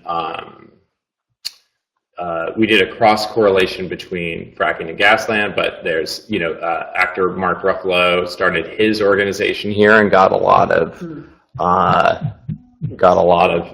attention for that. So I think it could be related to that. We weren't able to track every extrinsic event to do that, but we do have a lot of confidence that in here that this conversation is highly correlated to the film. What are the numbers? Axes. So this is up at 100,000. This is 50. I don't, this is 3 years old for me. I apologize. I don't remember exactly what this number got to up here, but it's over 100,000. Yeah, I mean, I think without getting too granular in the analysis, it shows you a trend that's quite remarkable. The bottom part of this is actually extremely interesting too, because You've got weekly searches. And so what I would think about is if you've changed the conversation, that's great, but then you want people to do something about it. You want behavior to follow, attitude change. And so you're actually talking about it in social media, but then here you're actually searching on the subject. So that's an action. And in terms of Gasland, then we want people to resonate, so when they hear that it's going to be discussed at their local, local whatever, that they're going to want to go and begin to take a stand. Yeah. Because if not, the conversation is kind of meaningless. And information-seeking behavior is already established by research to indicate a higher percentage. I'm happy to get you, by the way, those numbers afterwards. That's easy. Okay, and that's it.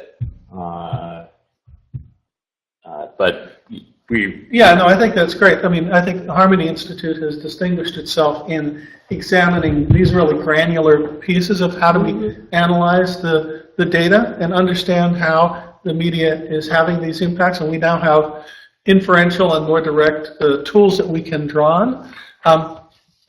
Hopefully it's not a complete digression, but since it is Halloween, I wonder if you can give the thumbnail description of the Walking Dead electrode kind of thing, just to give you another example of a really granular way of doing this sort of thing. So we're very interested in, these so-called big data studies, but we're also really interested in experimental frameworks that give us a better picture of causal inference, and then trying to link those two. And the study Vince is referring to is one of our ways of coming at linking these two. So we picked a piece of media that had a large social media following at that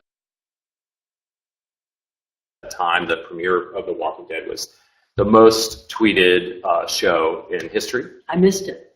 I missed it too. I missed it too. I caught up though. Somebody saw it. And so it was fertile ground for this kind of study. So we matched the population group that were tweeting about it. So we had this historical Twitter data, and we matched them with an experimental group who were wired with EEG. So we could. So wires on to get brain activity and heart activity. Yeah. So we were really, and when we were doing the study, one of the things we were really interested in was the notion of engagement and how useful is Twitter and social media in general as a measure of engagement. Could we predict, for example, engagement that we're seeing, neural engagement with social media? And it turned out that Twitter was really good at doing that, except for certain kinds of scenes. So when there's a scene of the sheriff. I don't know how many people know the story, but it's a zombie apocalypse. This main character is a sheriff, wakes up in a hospital, and finds his way home. Burning cars on the highway, that sort of thing. He gets home, and his wife and son are gone. And he breaks down and he cries. Huge neural engagement. And social media is pretty dead at that point.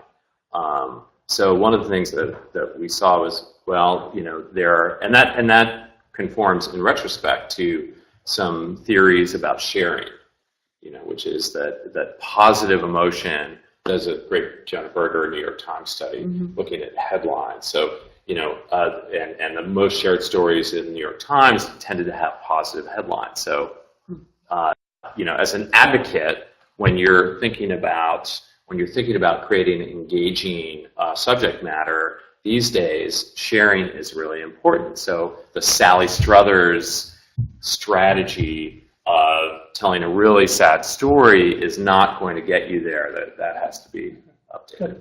Well, I don't want to have too much of a digression, but that concludes our Halloween moment, I think.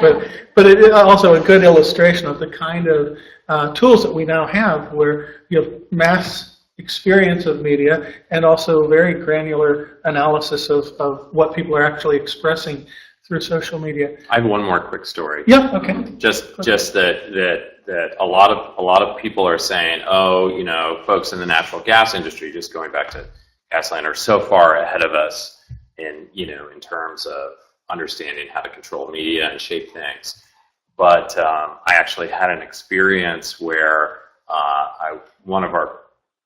that project was partially DARPA funded. I was down in Washington, and the neuroscientist I was working with was like, hey, there's this guy who really wants to meet you. He's heard about your thesis, and he's super interested. You know, do you want to sit down? So we went to this, you know, bar in Washington, and this young guy comes in. He's like, hey, you know, it's great to meet you, and, you know, I'm super fascinated by your work. It's really interesting, and and I'd like you to tell me a little more about it. So I tell him a little more about it. I'm like, yeah. And it's like, you know, I think what you're doing is great, and I happen to be on the other side of this issue, but, you know, we could, you know, understand you're building this institution, and we could really help with that. And we don't have anything like this, you know, in terms of this work. And he's like, if we had just had that, we would have been able to get out ahead of this and get our arms around it and really manage it. Read about that. Wow. Very interesting. So I tried to, you know, did my best poker face and said, get back to you. Well, it's a competitive marketplace. Maybe a brief question and comment, and then move to the next segment. Yeah.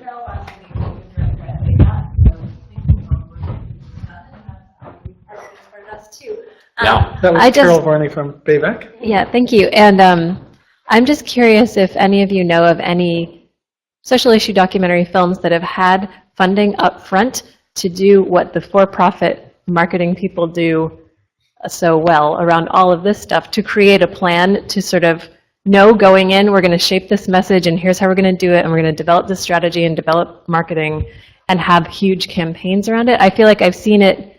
You know, I do think Gasland was incredibly successful, and when I saw it, I called everyone I knew who had anything to do with fracking anywhere and said, you have to see this, because I had friends whose families were being offered a lot of money, and I was like, now is the time.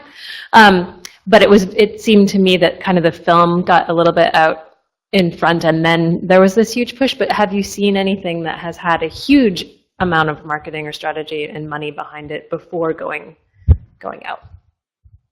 I think we will. Yeah. I think you're at the front end of the curve. Yeah. And I think we will see that. I can't come up in a quick compendium in my head of 350 films. I can't come up with. I think the participant films are So, probably. yes, exactly. They're the closest to that model. Mm-hmm. And they've not all had, tremendous success, you know. But I'm seeing filmmakers really just now understand the importance of how important it is to fund and think about impact while they're making their film, let alone at the end of the film. So I think that time will come. And I think there's also a kind of cultural issue for people trained in the storytelling tradition who are, you know, their values and everything and priorities, you know, and mental models come out of a very different kind of tradition than people who are looking for hard results.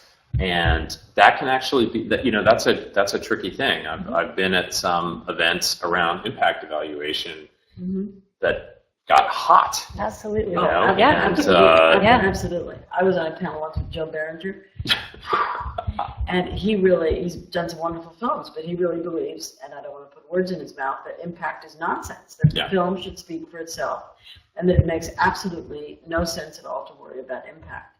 And I think that might have been true, if it ever was true, 8 or 10 years ago, but the landscape now is so incredibly noisy, and just amazingly noisy. Even our own lives are so noisy from a social media perspective that I think if you're naive enough to think that you can put a wonderful film out there and the impact doesn't happen, it's hard enough to get a film to really be seen. Like, I'm really involved in Big Men, and it's done terribly theatrically. You know. I didn't even know it was up. Yeah, so there's a kind of savant perspective, you know, that very talented storytellers go out there and they have a hit, and they think, I don't need to do this in a systematic, kind of rigorous way. And then, the next project comes out. But, it'd be very interesting to see, if we all looked, is there anyone who's had systematic success? My guess would be if we saw that they would be using some rigor and some of this. Yeah, well, let's stay tuned on that question. We have a little bit of time left. We want to go one level deeper on this movie. And so why don't we just go to the clip, the second Gasland movie. Josh goes deeper on it.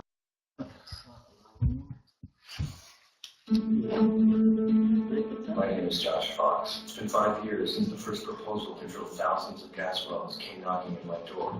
And with thousands of cases of water contamination, air pollution, and pump problems across the U.S., it's not just the numbers that get me dizzy. This is where we eat, sleep, live. This is our home. There was only one problem. The gas industry denied everything. We have found no instance of hydraulic fracturing harming groundwater. Who was going to tell this story was on. They were shoot by us. Never underestimate the power of money.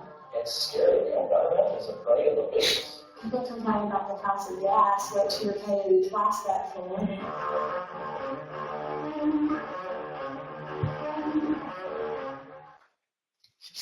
Rock and roll activism. Crystal, could you pass these out? How did that do, Gasland 2? Well, it was on HBO, so, I mean, yeah, I think it's kind of a built-in mass experience. Yeah, I'm just going to turn it over to Jessica to talk about our interaction with this. So as you've heard, what a number of us on this, well, all of us on this panel and a number of people in the audience are really interested in questions about how do you build a framework for understanding the type of impact that films can have, and the different levels at which they can influence behavior, debate, policy making. In order to sort of get our hands way into this question, Media Impact Funders put together what we call a Media Impact Festival. It's kind of a virtual festival. If you go to our site, Media Impact Funders. Yeah, Media Impact Funders. You can find this case study that I'm handing out about Gasland. This is one of the 10 films selected by our esteemed group of impact experts and festival showrunners to, as an example of something that really hit on all cylinders. So you've heard some of the highlights already on the panel. I'll just pull out a few more. We've worked with BritDoc to develop a case study format that we try to get at the different aspects of the impact question. So just to run down the page, there's goals, target, tactics, shifts in awareness, change in behavior, political change, and in some cases, corporate change. I'd say the only area in which this campaign has not quite hit its mark is corporate change, although they've certainly noticed, and they've been very actively responding to the film, but have not changed their behavior as a result. Greed. You heard from John about change in awareness. Fracking was really put on the map by this film, and in fact, an oil industry paper said that, quote, the anti-fracking movement did not start with Gasland, but it wouldn't have gone global without it. The word fracking was Googled more than the phrase climate change in 2012. So it was really, shift in awareness, check. The tactics were very sophisticated for this film. Grassroots screenings were a key way that they reached people who were directly affected by the issue. More than 300 screenings, especially concentrated in New York State, where it's a very live issue. An HBO broadcast too now, we heard. The release of viral clips, very dramatic and emotion-spurring. Screenings of clips at every community board in New York. Smart Twitter advocacy, they have these big groups of people riled up after the film, and they would take the picture of the screening audience, send it to Obama, send it to the governor of the state. They have worked extensively with such celebrities as Robert Redford, Mark Ruffalo, Pete Seeger, and others. That's been also really a big part of their next phase, which we'll talk about in a second. And many, many partnerships with multiple national and regional environmental groups. I think the most impressive piece of this campaign for us was that the film has been really instrumental in sparking the formation of small anti-fracking groups across the country and in select places around the world where this is an issue. So, for those of us who are impact nerds, this move from activism and awareness to really instigating organization out in the field and helping to build and support a movement is really an exemplary sort of model. Not every film can do that. Not every film should do that, but this one has. They worked with major partners such as the Sierra Club and Move On to coordinate more than 600 house parties. Many of the larger environmental groups changed their position on fracking after Gasland's premiere. In terms of, so those are some shifts in behavior, obviously. Forming a small or mom-and-pop organization is a pretty big shift in behavior. Political change, the film has been screened multiple times at the EPA, and regional offices now use it as a training video. Screened at the Department of Justice for the Environmental Enforcement Division. This Gasland Part 2 is designed to turn up the pressure on regulators. That's its goal. 8 members of Congress submitted a letter to the head of the EPA to reopen the cases highlighted in Gasland 2. So there's unarguable impact. It's also led to the writing of the FRAC Act, which aims to repeal the exemption for fracking in the Safe Drinking Water Act. And Fox and his team have been actively involved in local campaigns in France, Bulgaria, Quebec, South Africa, and elsewhere. So, not every filmmaker is quite as comfortable being so. He's also been arrested for his activism. Not every filmmaker is comfortable putting their lives on the line, or at least their convenience on the line for their issue. But he's obviously got a stake in the matter. So, Did we get a copy of that? It's all in here. This is just my notes. Oh, Yeah. So we have this case study that we're talking about in the room for folks on the live stream, also available at mediaimpactfunders.org under the Media Impact Festival. And, just as reviewing all this material, they did one of the deepest examinations of their own work and shared a lot of details with you. So, I really think it's worth taking a look at it for people who've really thought and worked as deeply as they have to appreciate the amount that they've done and the way that they've changed the conversation. Let me just give a shout out to Ingrid. As one of the 2 co-organizers of the meetings that happened this week about impact, the other one was the CIR around offline impact, which is another really interesting taxonomy. This is the thing that I created for that, and kind of gives you a sense of how complicated impact dynamics can be, and we'll post this on our site as well. But maybe we'll clear some time at the end. Ingrid Kopp? Everybody does know Ingrid. Ingrid. I'm sorry, Ingrid Kopp, Tribeca. Everybody does know Ingrid, but still. Can I just make one comment in defense of filmmakers too? That this assumes that a filmmaker is going to have the time and the money to spend the better part of a year or 2 full time. I mean, Josh Fox is an activist. He cares intensely about this. There are filmmakers who just say, I just can't do this. I mean, I'm in the business of making films. I've got bills and mortgages. And it's an issue. And I think we have to really put that up front and realize that either the options are clear. Either we fund filmmakers in such a way that they can actually take on an activist campaign and buy food. Or we have to hire other people that are paid for by foundations, etc. But even if we, for example, give a grant to a filmmaker and they hire an outreach producer, the filmmaker still has to be involved. Okay, maybe not to the degree that you're actually a job shot, but you've got to be involved. So there's a real economic imperative that I think it's convenient to exclude.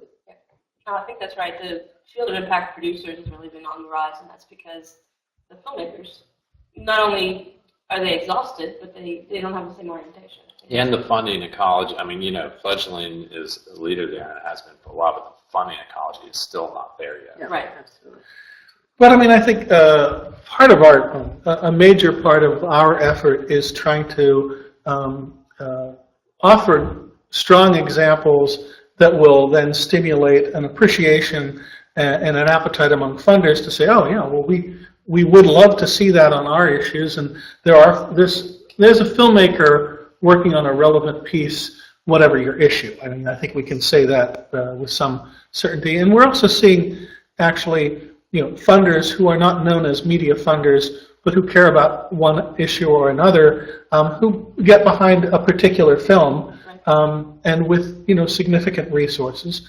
So I think there's actually great opportunity for increasing that kind of support. And we should all just recognize that every individual media maker, filmmaker is going to have their own approach, and we shouldn't impose any strategy on every one of them. But that's where the work that John is doing and that you're doing, Jessica, is so important, because the role that I'm playing at Fledgling now is to bring in more funders. I mean, last year we had every dollar that went out the door was matched by a funder, which is I'm very pleased with. Okay, Yep. It's hard to do that. Yeah.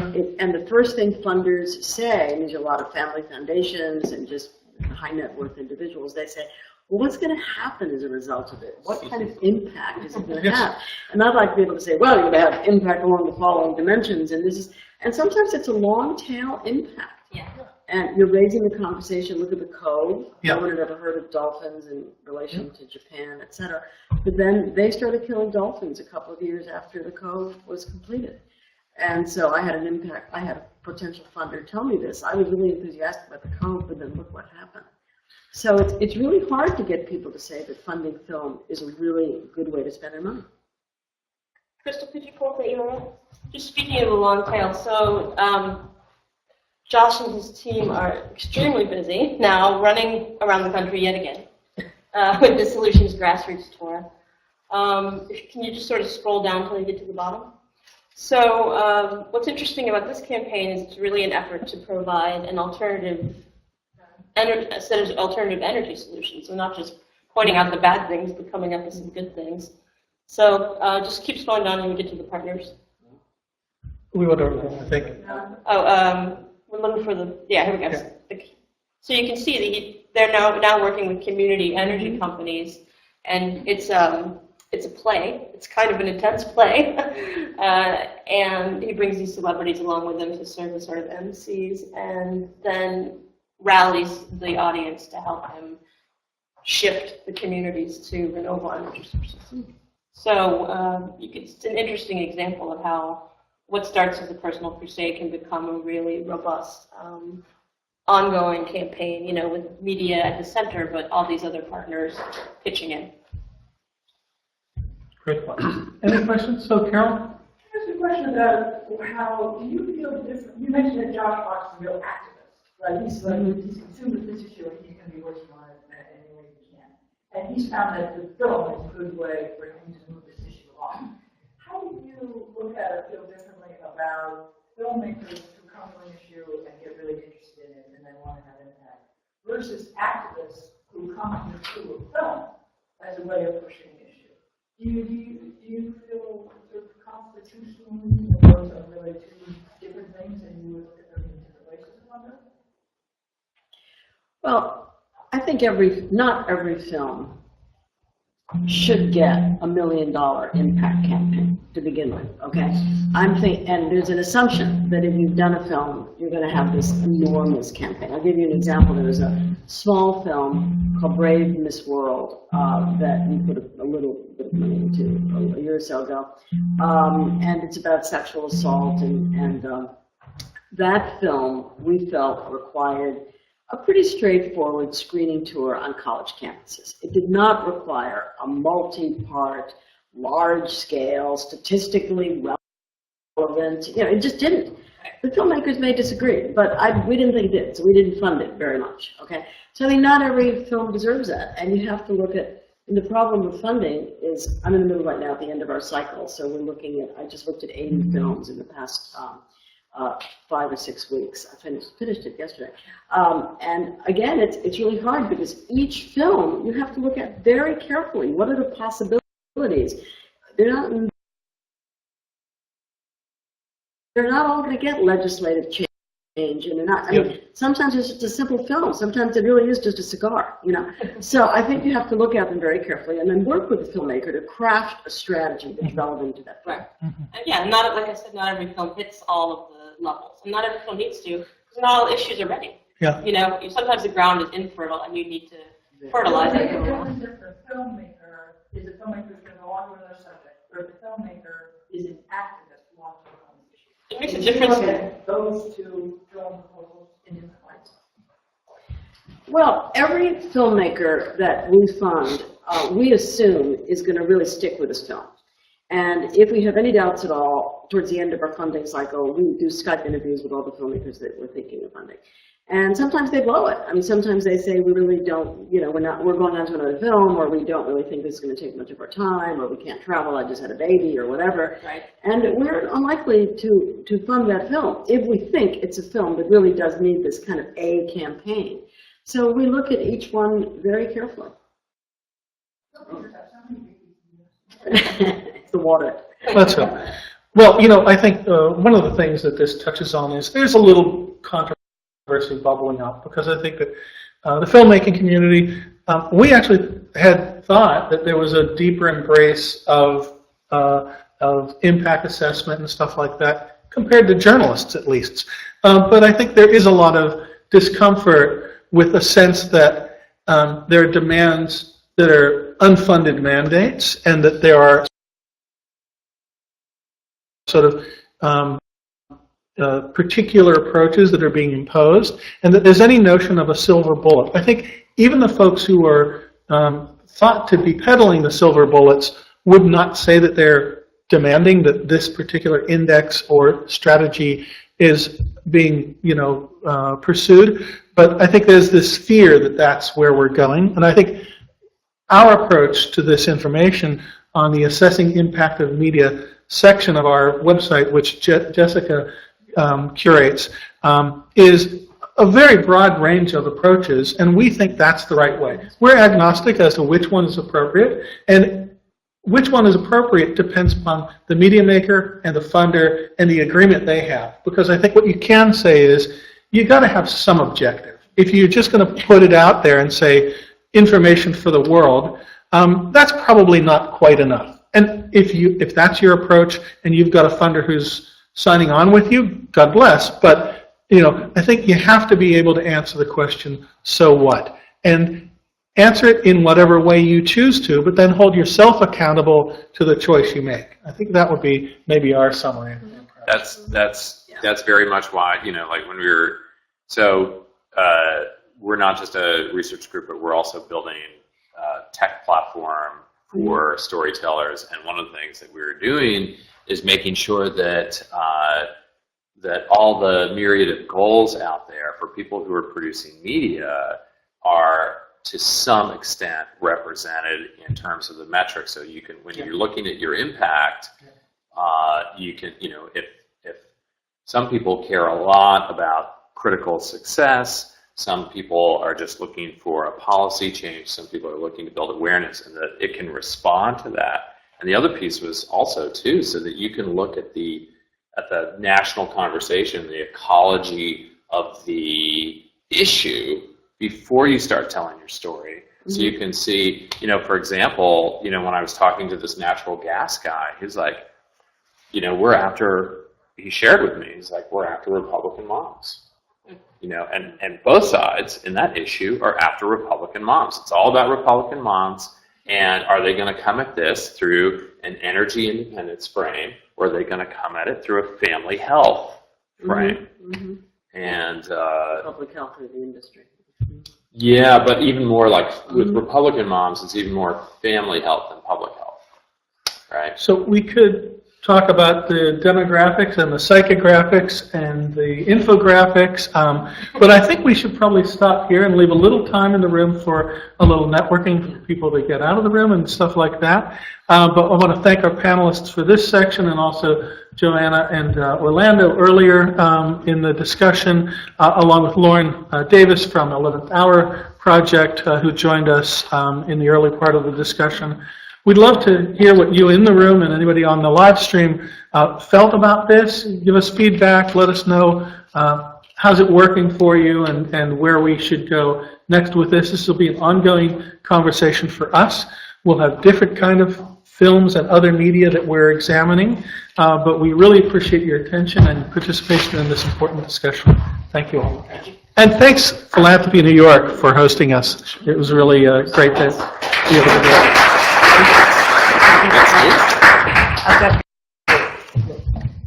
Thank you, Vince. Yeah.